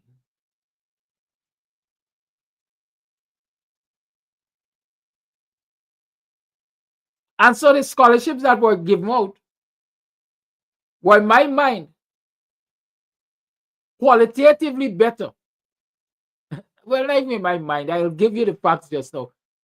The scholarships given out under the coalition were qualitatively better than all the 15,000 scholarships that Jack you're talking about giving out under the gold program.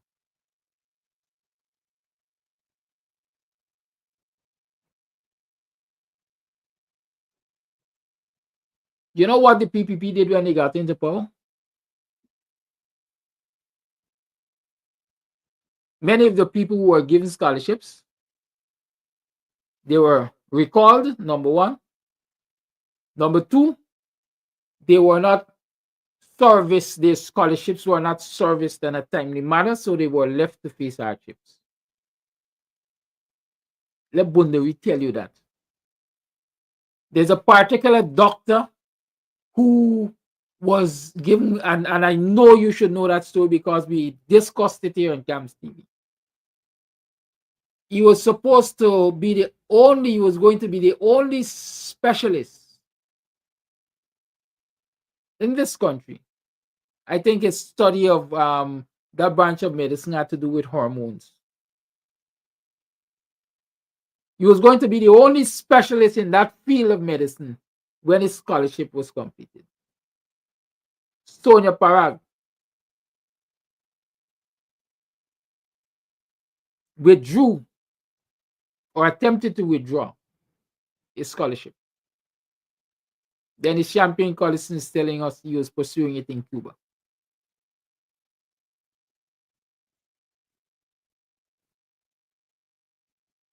And so when they tell you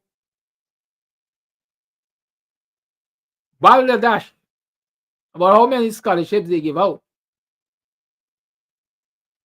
in the short period of time, let them also tell you how many scholarships they took away in a short period of time. And let us talk about the quality of the scholarships now. The people who were granted scholarships to study in the established places that Ghana over the years have been sending their people to study. Their scholarships, their course of studies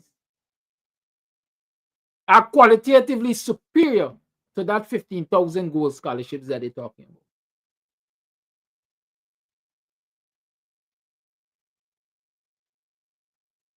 Because those places, the universities have been tried and tested and have been rated.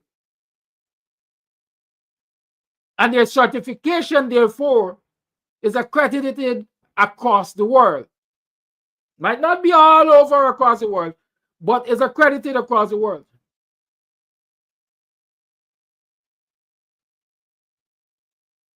Margaret tells me that it was an endocrinologist. The guy was studying endocrinology. Yeah, I think that's it.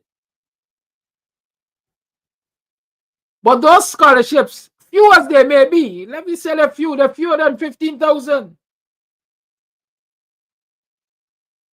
When the recipients of those scholarships completed their course of training, they knew that they were not restricted to working in Ghana with that certification. They could have gone far and wide for their field, and that certification would have been accepted.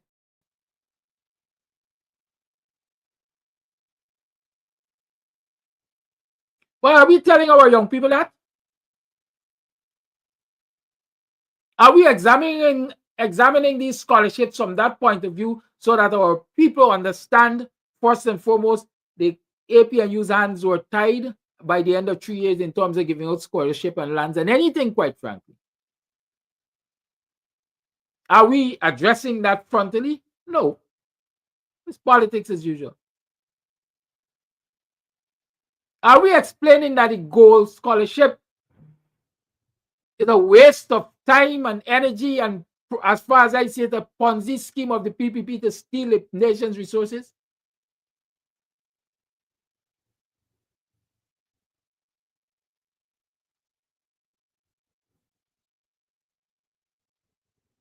Are we letting people know?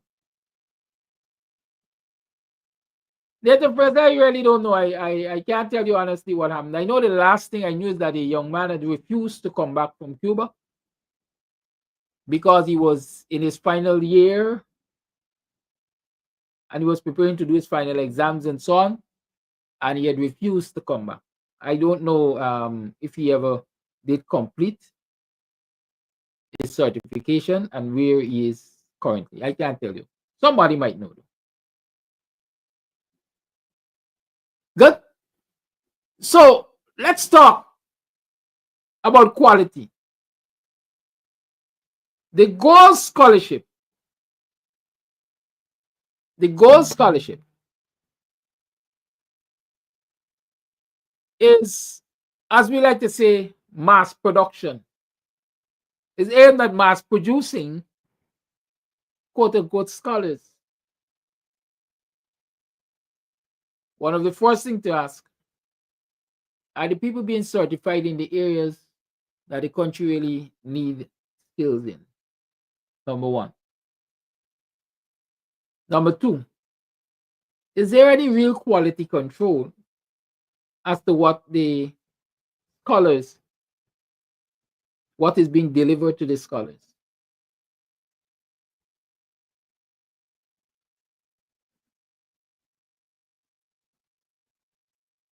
Next question. Would Jack Dio, as a private individual, be willing to hire any of the people trained through the Gold Scholarship to work for him in the capacity in which they were trained? Or any of them overlooking the Gold Scholarship, would any of them be willing to hire any of those scholars to manage their affairs in the areas that they were trained through Gold? I will sit here and I will say to you, beyond the shadow of a doubt, they won't come out and tell you publicly. But that answer will be a resounding no. That answer will be a resounding no.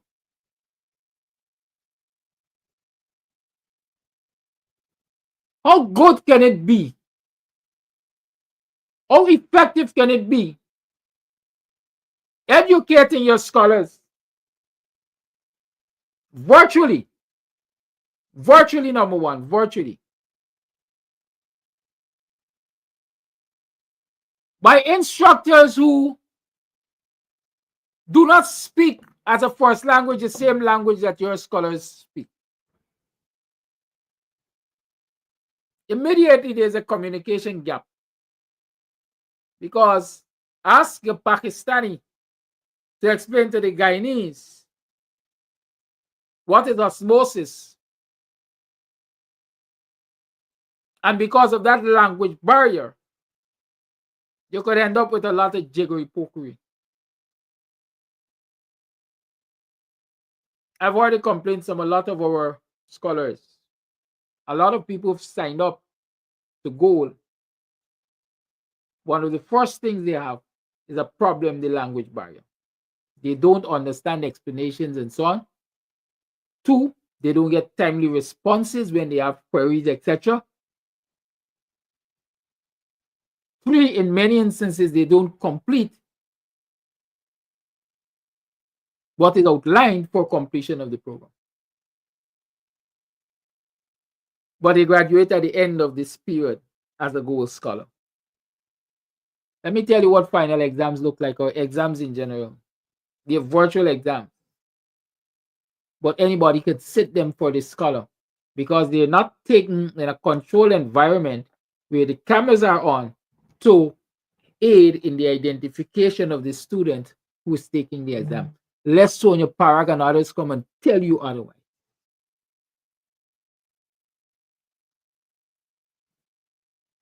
So just as the PPP is dishonest and they allow dishonesty in every realm of everything that they do in this country, they allow dishonesty in the Gold Scholarship because nobody is required to put on a camera while taking the examination. It's those you like. Once questions are answered and the script is submitted, it's graded as legitimate. Kidaki Amsterdam could be taking the examination for Tom Jones. And they don't need to know that, or they wouldn't know that because they know control mechanism.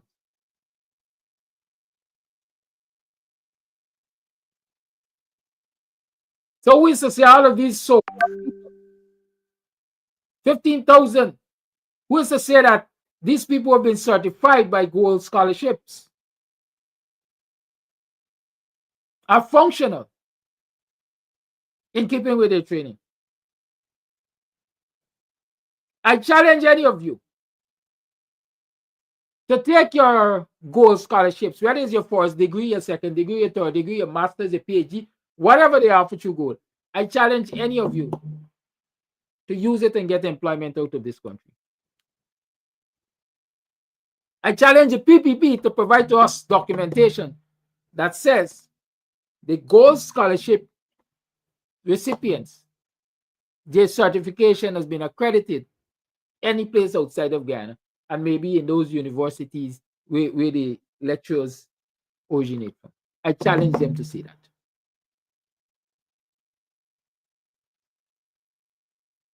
Our very own University of Ghana, our very own University of Ghana shuns the results of the gold scholarship.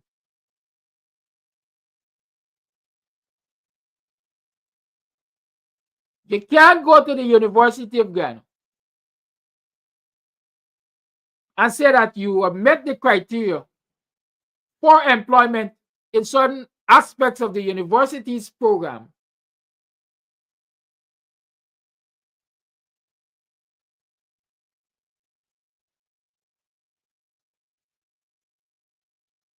by gold certification.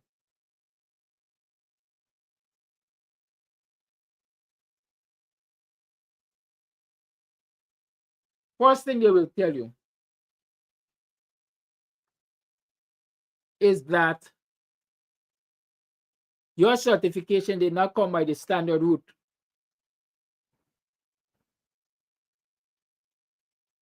Your certification did not come by the standard route.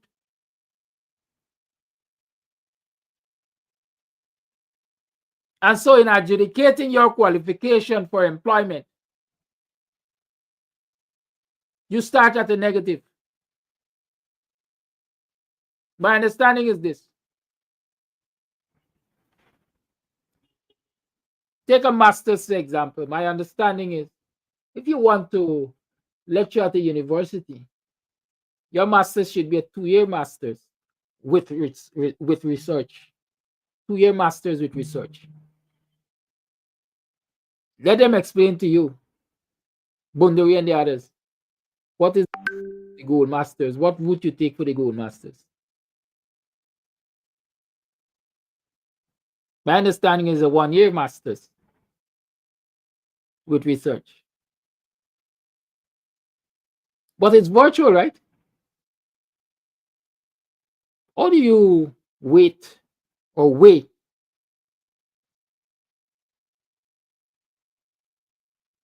what this particular scholar is doing for this 1-year master's? How does it equate to a 2-year master's with research?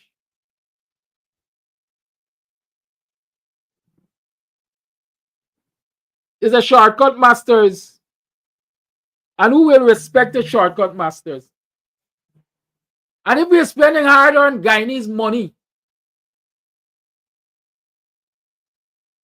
to shortcut the education of our citizens, isn't it a waste of money?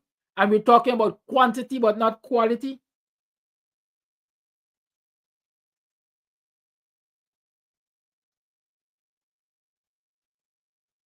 I asked somebody pointedly who had first-hand experience of the gold program. Will you employ somebody who got their degree through gold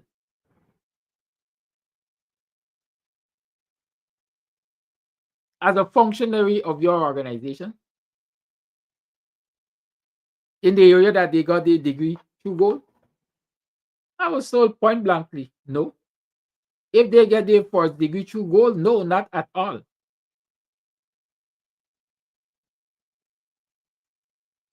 If their first degree came from one of the more accredited, recognized institution, I will take the chance. But I ain't employing no first degree person that get their first degree from gold.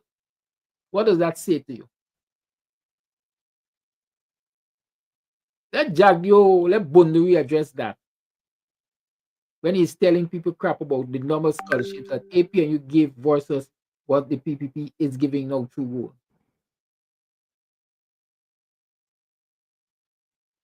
You know what else I want him to tell young people? And what I want our politicians to tell young people? He talks about contract. He talks about contract. Now remember the 5:30 meeting with Irfan Ali? Huh? Now remember the 5:30 meeting with Irfan Ali? If you were to make a picture study of the videos coming out of that 5:30 meeting, you will understand for me. Or you should be able to explain to me. Who are the beneficiaries really of these big time contracts that Jack Jordan talking about? Because they said they're giving black people opportunities to become contractors, etc.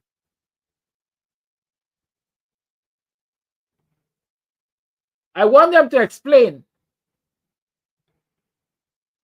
or do a comparison, a comparative analysis of who the contractors are in this country. They got small or they got micro, small, medium, and large contractors. For the greater part, when you find an African Guyanese as a PPP contractor, because they're labeling them.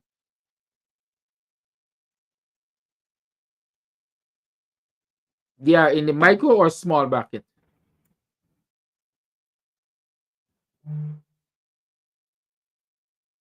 For every $10 million contract that an African Guyanese gets, an Indo-Guyanese get 100 million, 10 times the amount.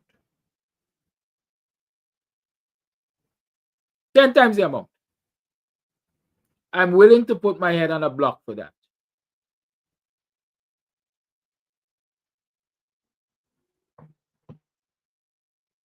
Do some picture study. I watch this photography.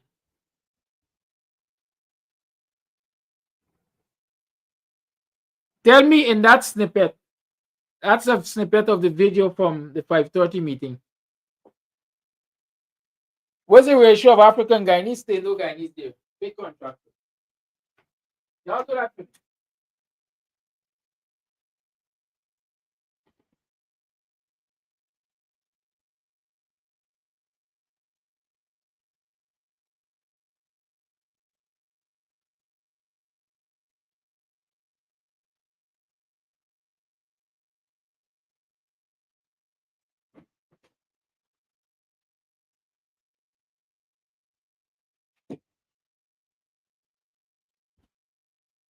Y'all do that for me. They will argue, they will tell you, listen, the African Guyanese who are getting big money contracts on the PPP. Yeah. What is the ratio?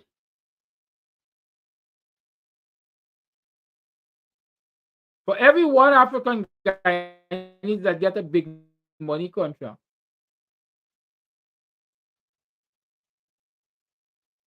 they got 20 Indo-Guyanese that get a bigger money contract.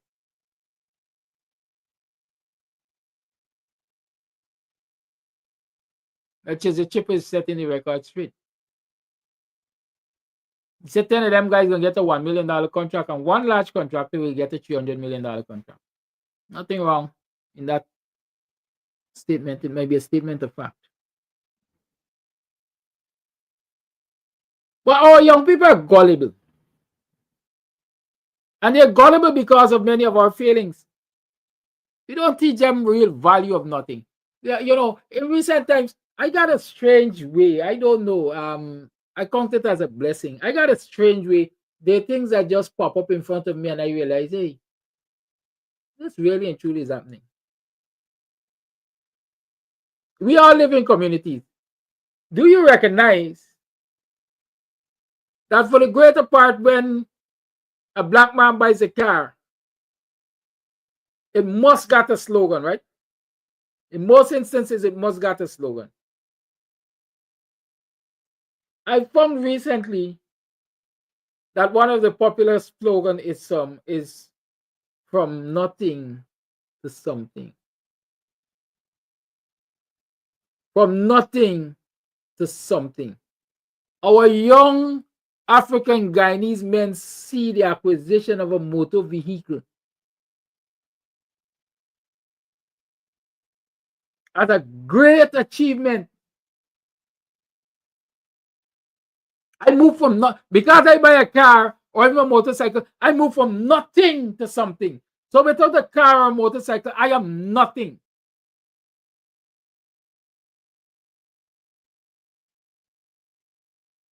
And if in my socialization I see myself as nothing because I don't have a car, a motor vehicle, or I don't have $100,000, then it's really easy for the oppressors to keep us oppressed by throwing us pittances like a $10 million contract. Because we weren't getting a $10 million contract. And despite the fact that in many instances, some of us are not even damn qualified contract-wise. They throw $10 million contract as an investment into you selling your soul and buying the soul of others looking like yourself. And you see it as a great achievement.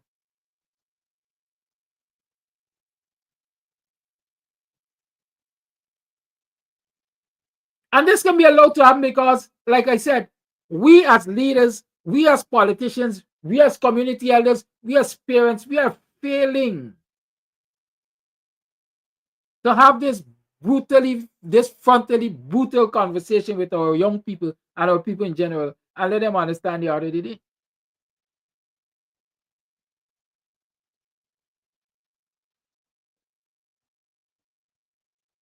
The time is now. We can't wait any longer to have these discussions. The PPP is flush with money.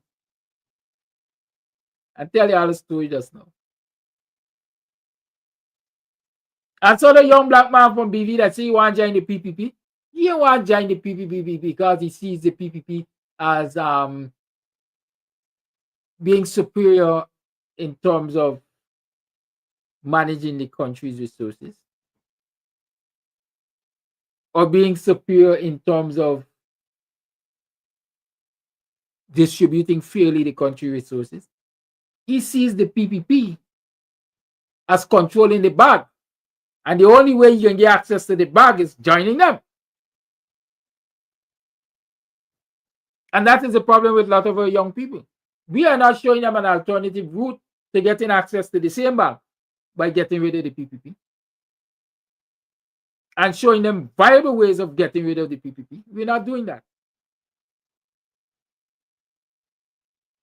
The PPP recognizes, I would say, the failing, the weakness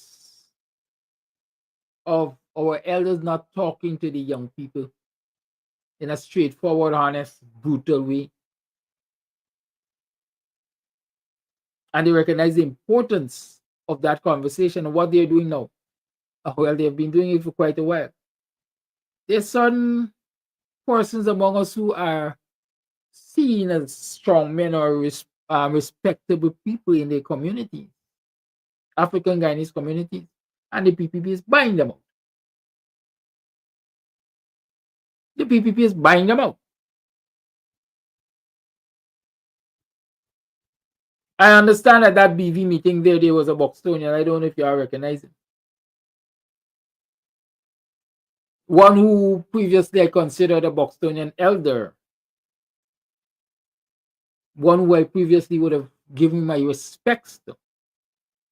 Regards. In the 2000s, he had taken the PPP's money to deliver Buxton.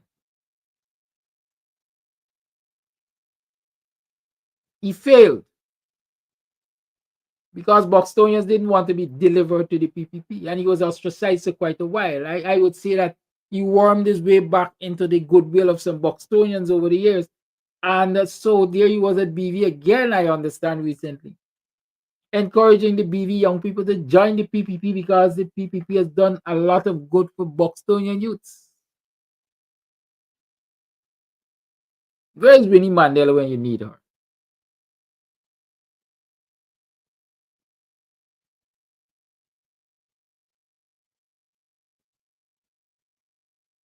Because those of us who are on the ground day in, day out, like I said, are failing to be brutally honest about these discourses with our people. We are allowing, in many instances, and I said this before, I don't have a fight with expatriates, I don't have a fight with diasporan Guyanese, but we are allowing some of our diasporan Guyanese to come back home, get in bed with the PPP to feather their own nests.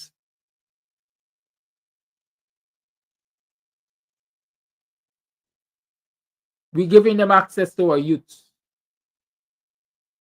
to whisper nothingness and foolishness in their ears and convince them that, hey, it's best for you join the PPP. Not necessarily for you gain and the communities gain, you know, but for me, so I could get a place at the table with the PPP. We need to caution our young people to be aware of those snakes among us. Have we told our young people that the PPP under Bar Jagdeo, or let me say broadly under the PPP while in office for the last umpteen years, under the PPP's watch,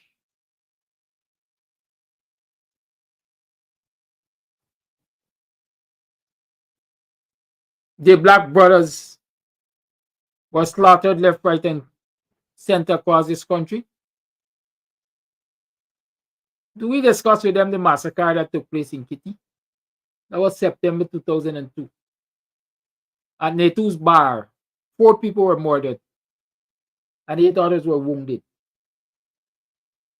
Does that sound like a government that maintains law and order? What about the Lamar Gardens massacre? That was in October 2002. There were 7 persons who were murdered there. Rumor has it that Dale Moore, which is alleged, was one of the PPP operatives among the escapees.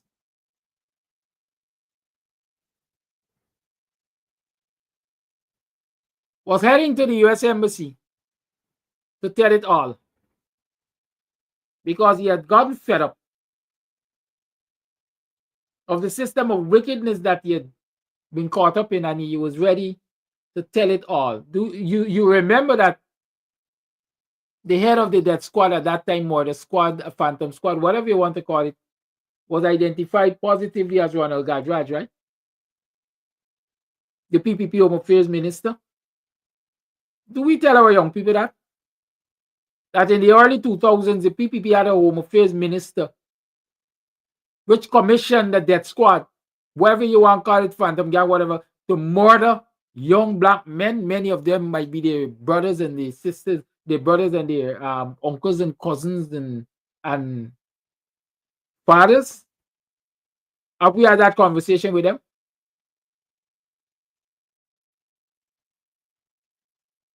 Did we tell them that 5 persons were murdered in another massacre in Border in November of 2002?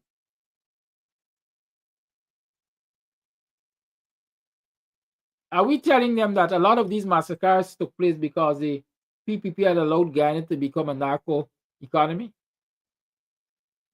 And many of these massacres were drug related. Have we told him that?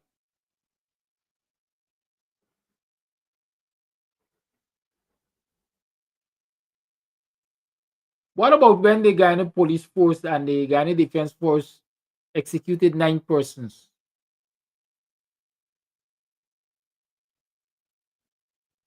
In 2003, June 2003. 9 persons between Friendship and Prashad Nagar. Huh? Have we told them that a lot of the quote-unquote so-called criminals that the government claimed to have been hunting lived right next door to the Minister of Home Affairs? Huh?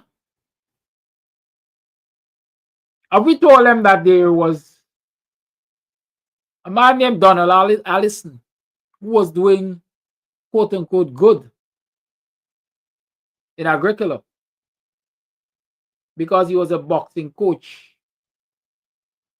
and he was trying to steer young people in the right direction by exposing them to boxing not only as a sport but as a way of life and putting themselves in a better position? So did we? I guess we did.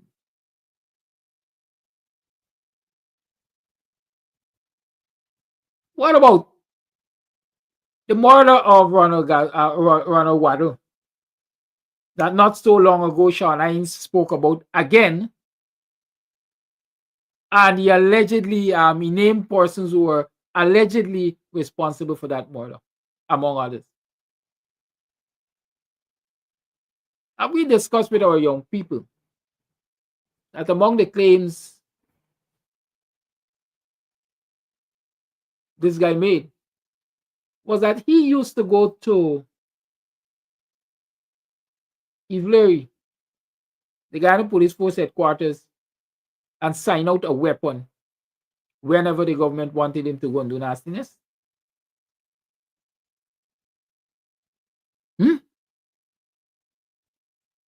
Did Jagdeo tell that to the young people he said who he apparently was telling?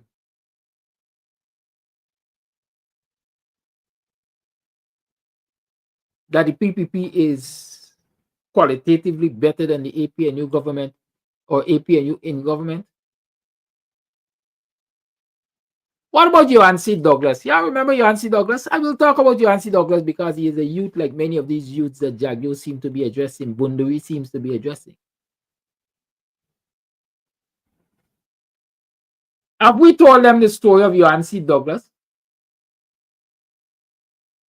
That Yancey was a brilliant University of Ghana student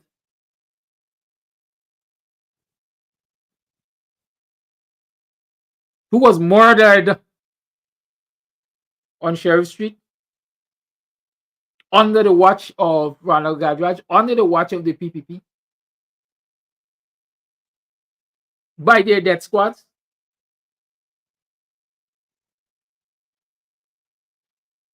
Many will argue through profiling because they were what? I think 3 young black men in a white Toyota vehicle. But those from the underground will tell you that it wasn't as simple as it looked. It was an execution because the young man dared to break the heart of a PPP's minister's daughter. Did they tell you that? Will they tell you that? These are the kind of conversations we have to have with our young people.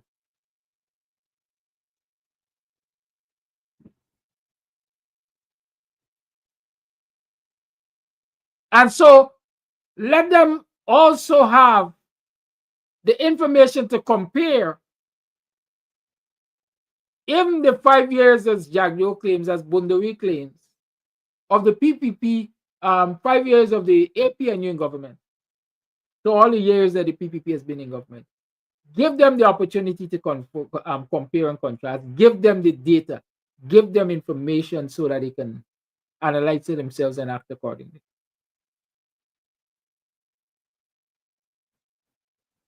PPP in government is murderous.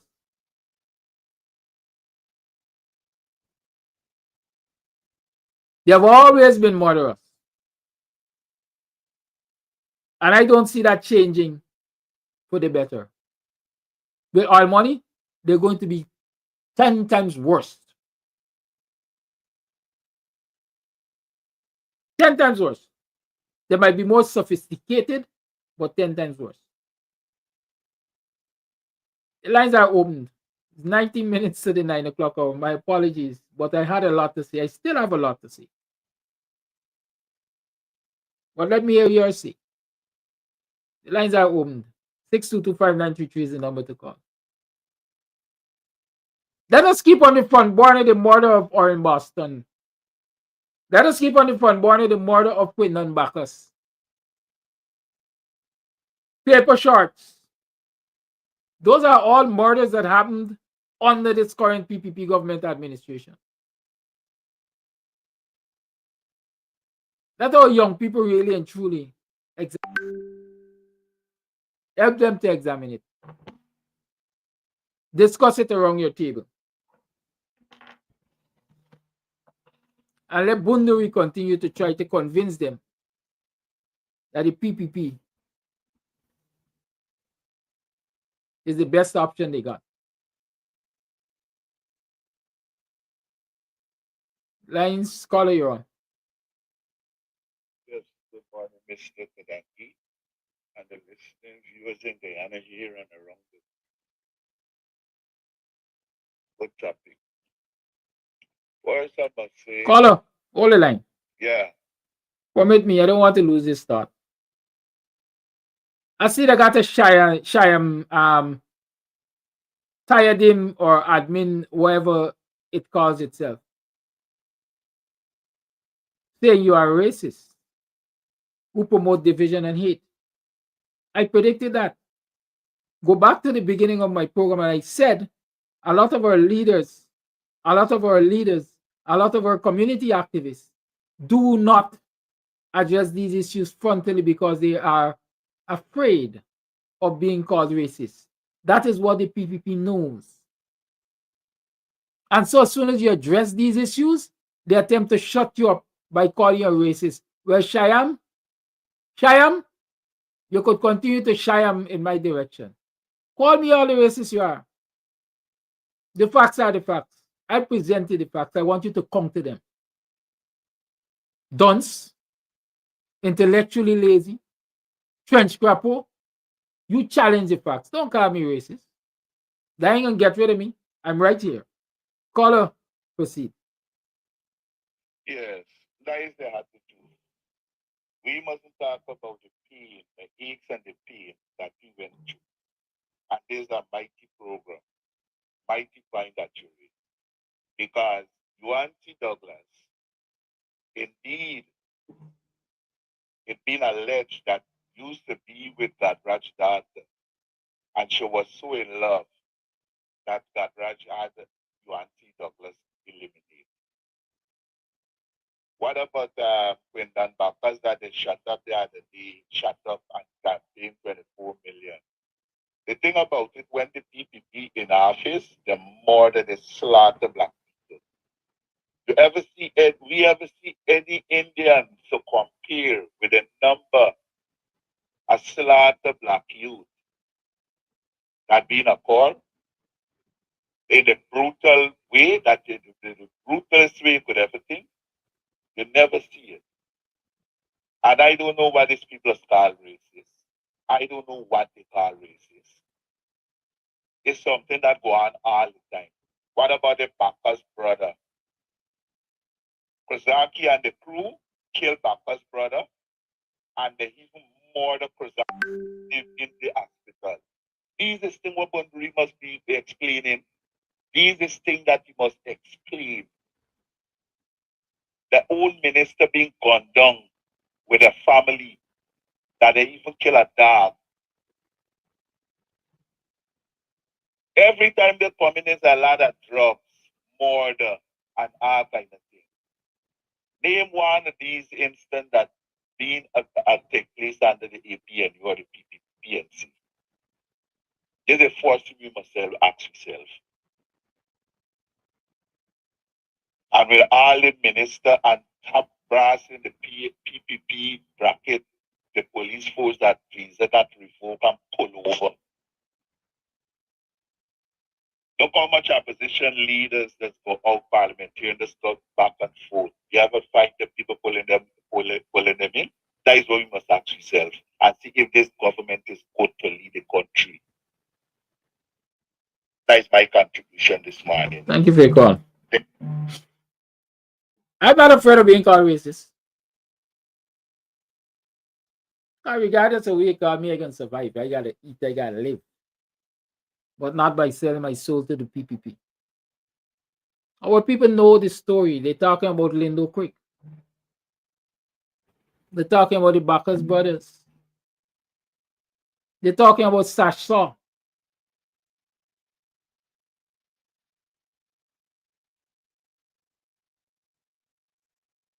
Sash Saw relatives themselves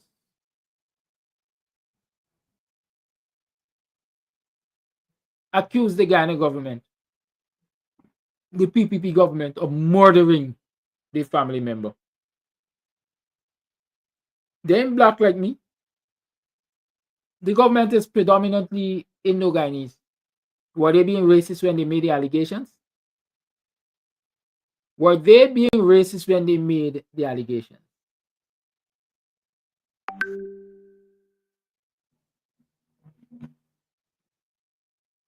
Call it on. Yes, good morning to you. Happy Monday to you and all of my black brothers and sisters in Guyana. Races. That is in my DNA. I love to call them Colin. That is the reason why they racist and they always taking back it but our black people face and them demonstrate it. Them doing it. But because we talking about it is a problem to them and we should continually talk about it and let them know black man is stupid. Maybe not all, but not Flat Garden. Jagan said, Jagan benefit from the word Apanjat. PPP benefit from the word Apanjat. Come under racism. Jagan said, own the land, and you go own the country. The country means you go own black man. Whatever you have to do. Why you believe all them killing, all them punishment, down to our education, they gone to our children too. Don't they gone to our land, bust our land for build canal, for who benefit? Not black man, to get black man uncomfortable, and most of all, for benefit of calling that is racism. And it's time for black young MPs stand up in parliament and talk about these things every day they're in parliament. Call Gordon's name every month they're in parliament. One MP will always follow. But he's losing it. When he stepped in parliament and said, play, oh.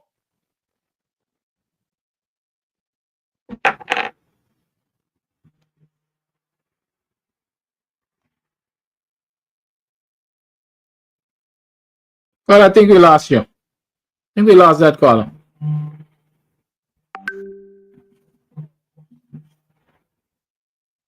Call it on. Yes. Good morning, Mr. Amsterdam. Good morning, everyone in the Guyanese diaspora. Good morning to all Guyanese. Mr. Amsterdam, you raised the topic of let's investigate, let's inform our youth. Are we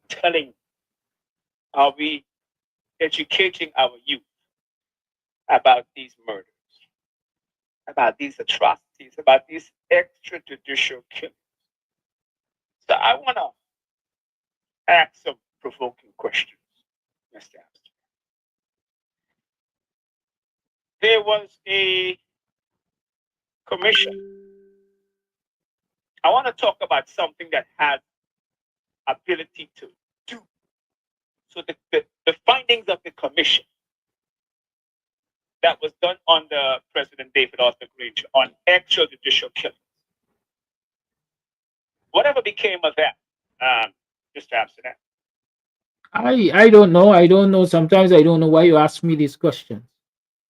Because you are talking about the facts. You're asking us to investigate. So I'm joining you for us to investigate. I'm having a conversation with you. I'm gaffing. Can we gaff? Yeah, we got it. Good. So I'm not really talking to you per se. I'm talking to the wider audience. But I can't have a conversation by myself. So there was a commission done, and Mr. Harmon said the commission results should remain closed, secret. Right? So when you say let's investigate it, I'm with you.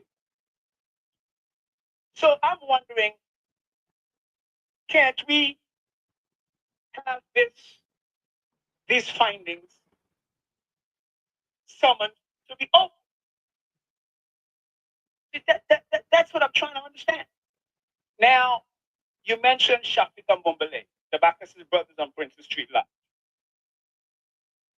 Assassinated. They were on their way to the embassy to divulge, just as you said, the other brother was on his way to the embassy to divulge information. Okay. Now, so the information is out there amongst us. And how can we subpoena this information? Another point I want to point out very quickly. Persons in the CARICOM can take the PPP government or the Guyanese government.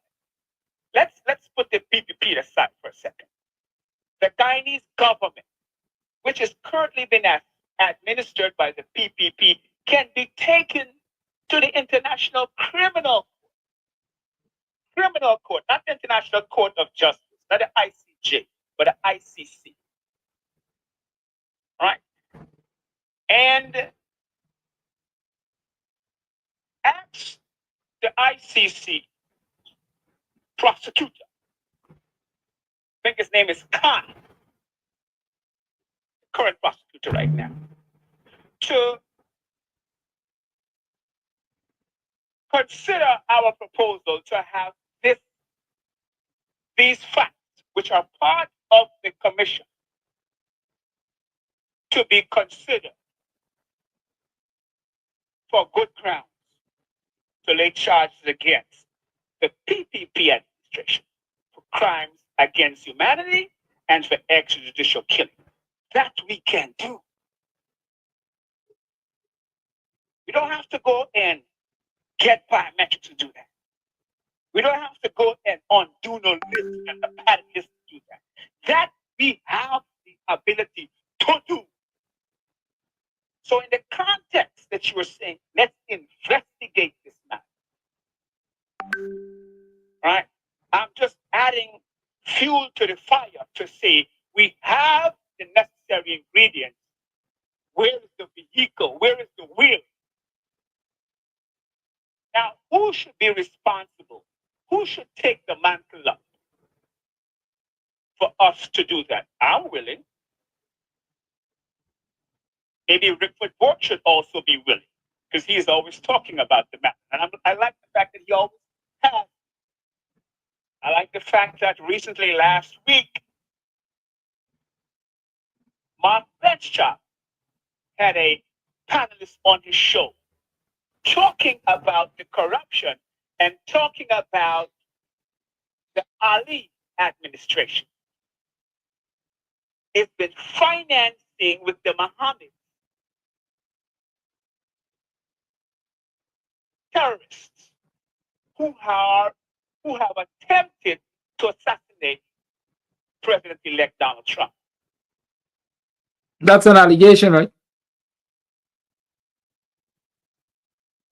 Well, yes, it's an allegation. Okay. It's an allegation. Now, the allegation has basis, and I'm tying all of this in to the investigation that you asked about. Please keep your eyes on the clock. Yes, thanks. Now, the basis is that on Mark Benchop's show last week, the guest talked about sanctions, and a part of the sanctions which he raised was the element of terrorist financing.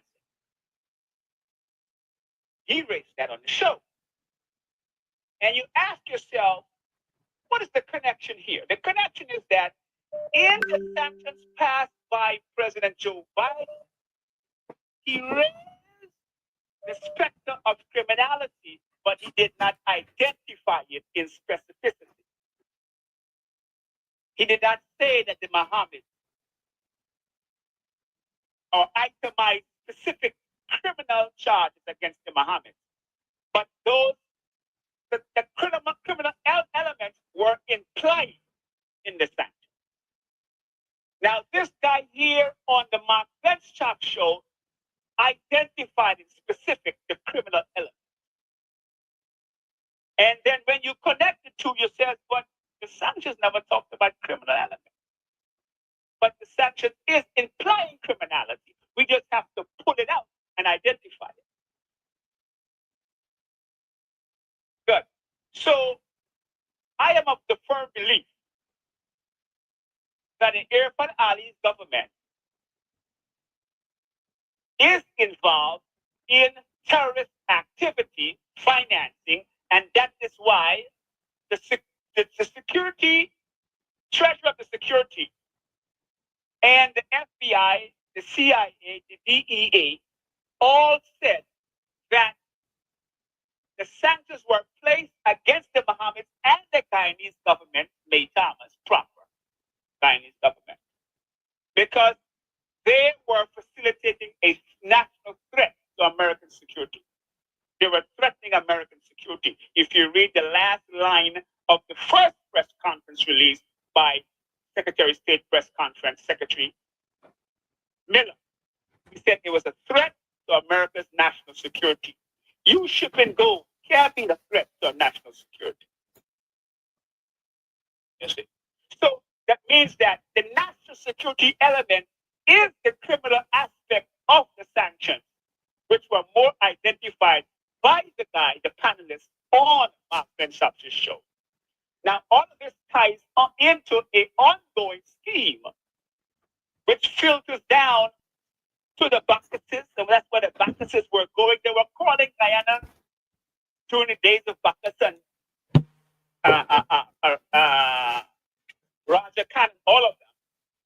They were calling Guyana, the Secretary of State Condoleezza Rice and Colin Powell were referring to Guyana as a narco-terrorist state. Ever since then, on Rickford Burke's show, Rickford Burke had two panelists on his show about a year ago, and they were talking about Hezbollah in Venezuela. And Irfan Ali's administration has been alleged, and I think that's part of the sanctions, to be in cahoots and financing Hezbollah and the relationships with the Ali. Ali is a Shia name and belief. And Shiite Muslims are Iranian types, different from Sunni Muslims of Saudi Arabia. So the nexus is that the Ali, who is a Shiite type,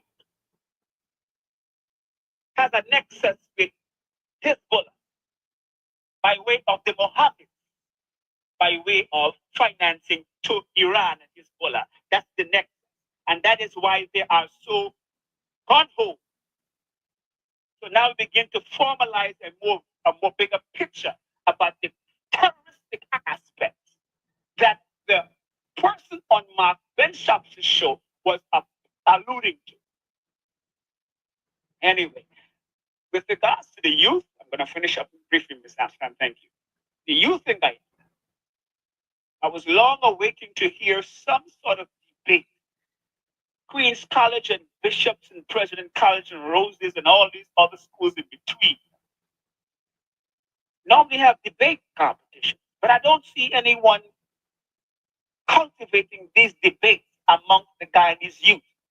One such thing the Guyanese youth need to debate, and we should formulate a debate competition. that they should begin to debate Guyana's constitution. They should debate Guyana's constitution and its relevance to today's politics. They should debate this issue of reparation and its relevance to Guyana's history. Once again, we should continue to encourage these youth to at least have the debate, because when they have the debate, then we begin to investigate issues that need to be investigated at the level of the youth. We need to cultivate them.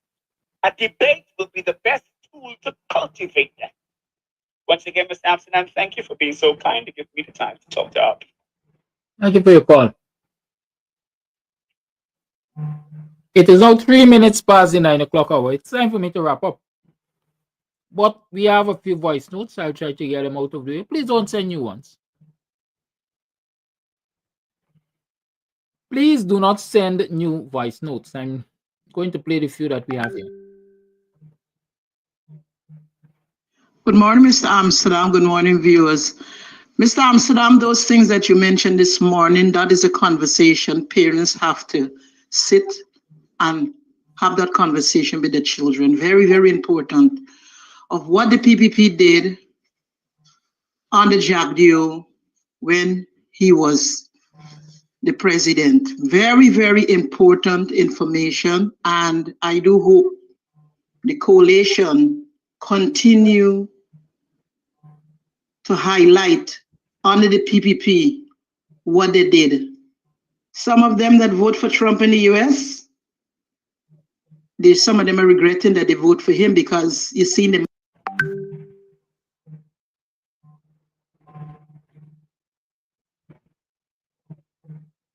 Madness that is taking place there with some of these nominees.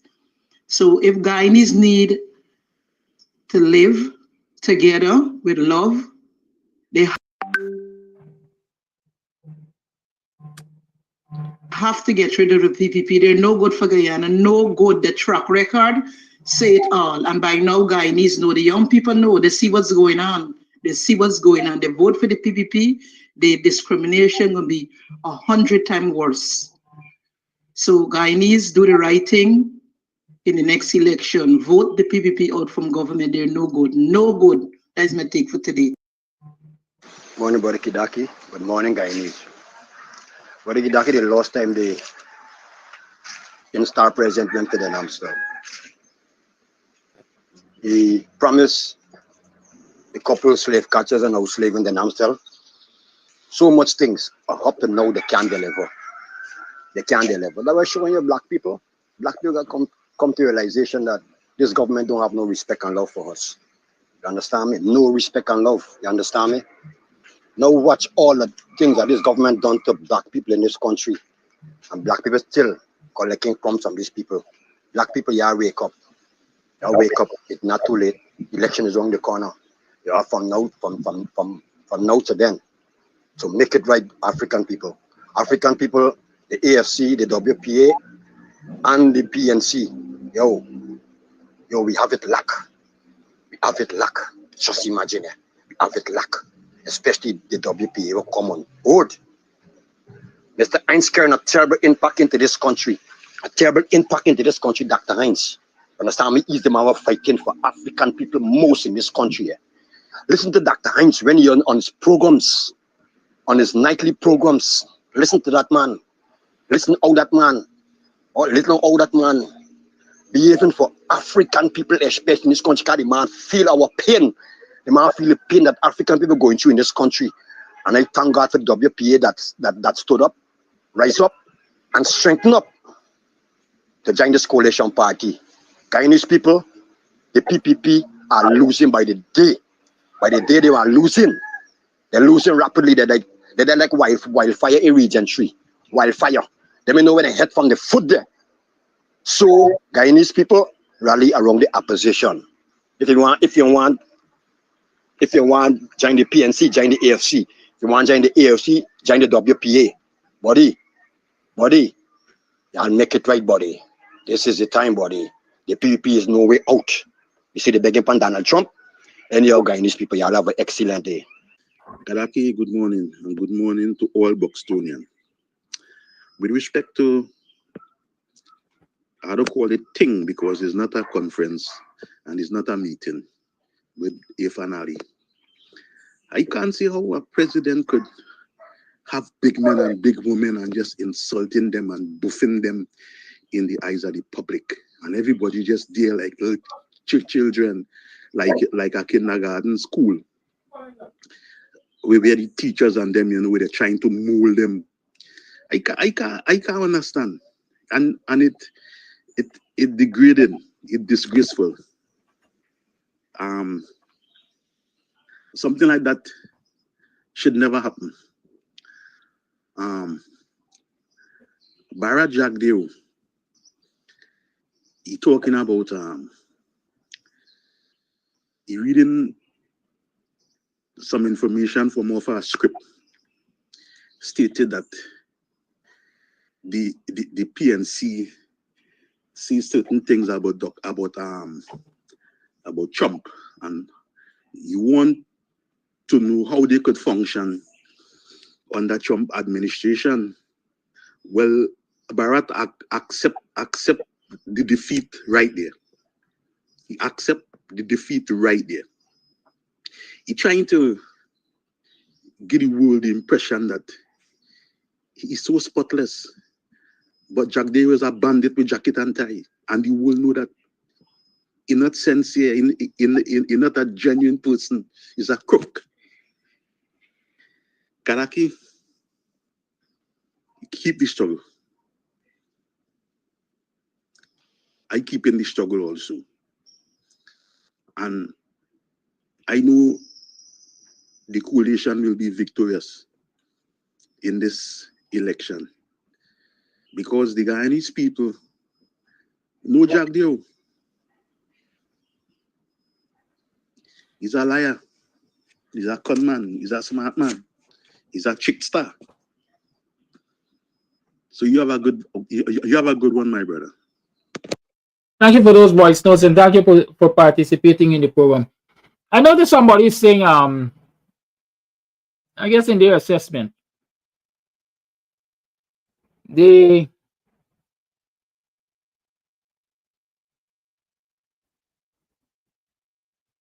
coalition made some missteps, blunders while they were in office, and that left a bitter taste in black people's mouth. Well, I want to tell y'all, y'all can keep the bitter taste in your mouth and choose to support the PPP. Or somebody said don't vote at all, and y'all gonna get more than bitter taste in your mouth. That's all I want to say. You're gonna end up with more than bitter taste in your mouth. I will repeat it. I don't ever believe that the coalition was excellent in government.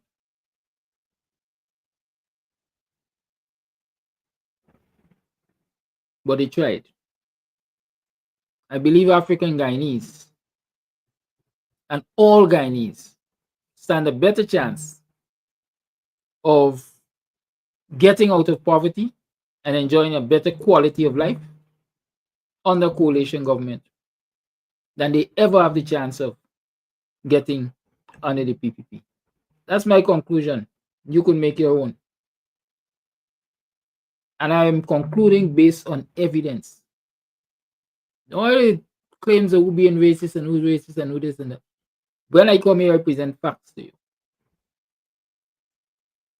And from my analysis of the facts,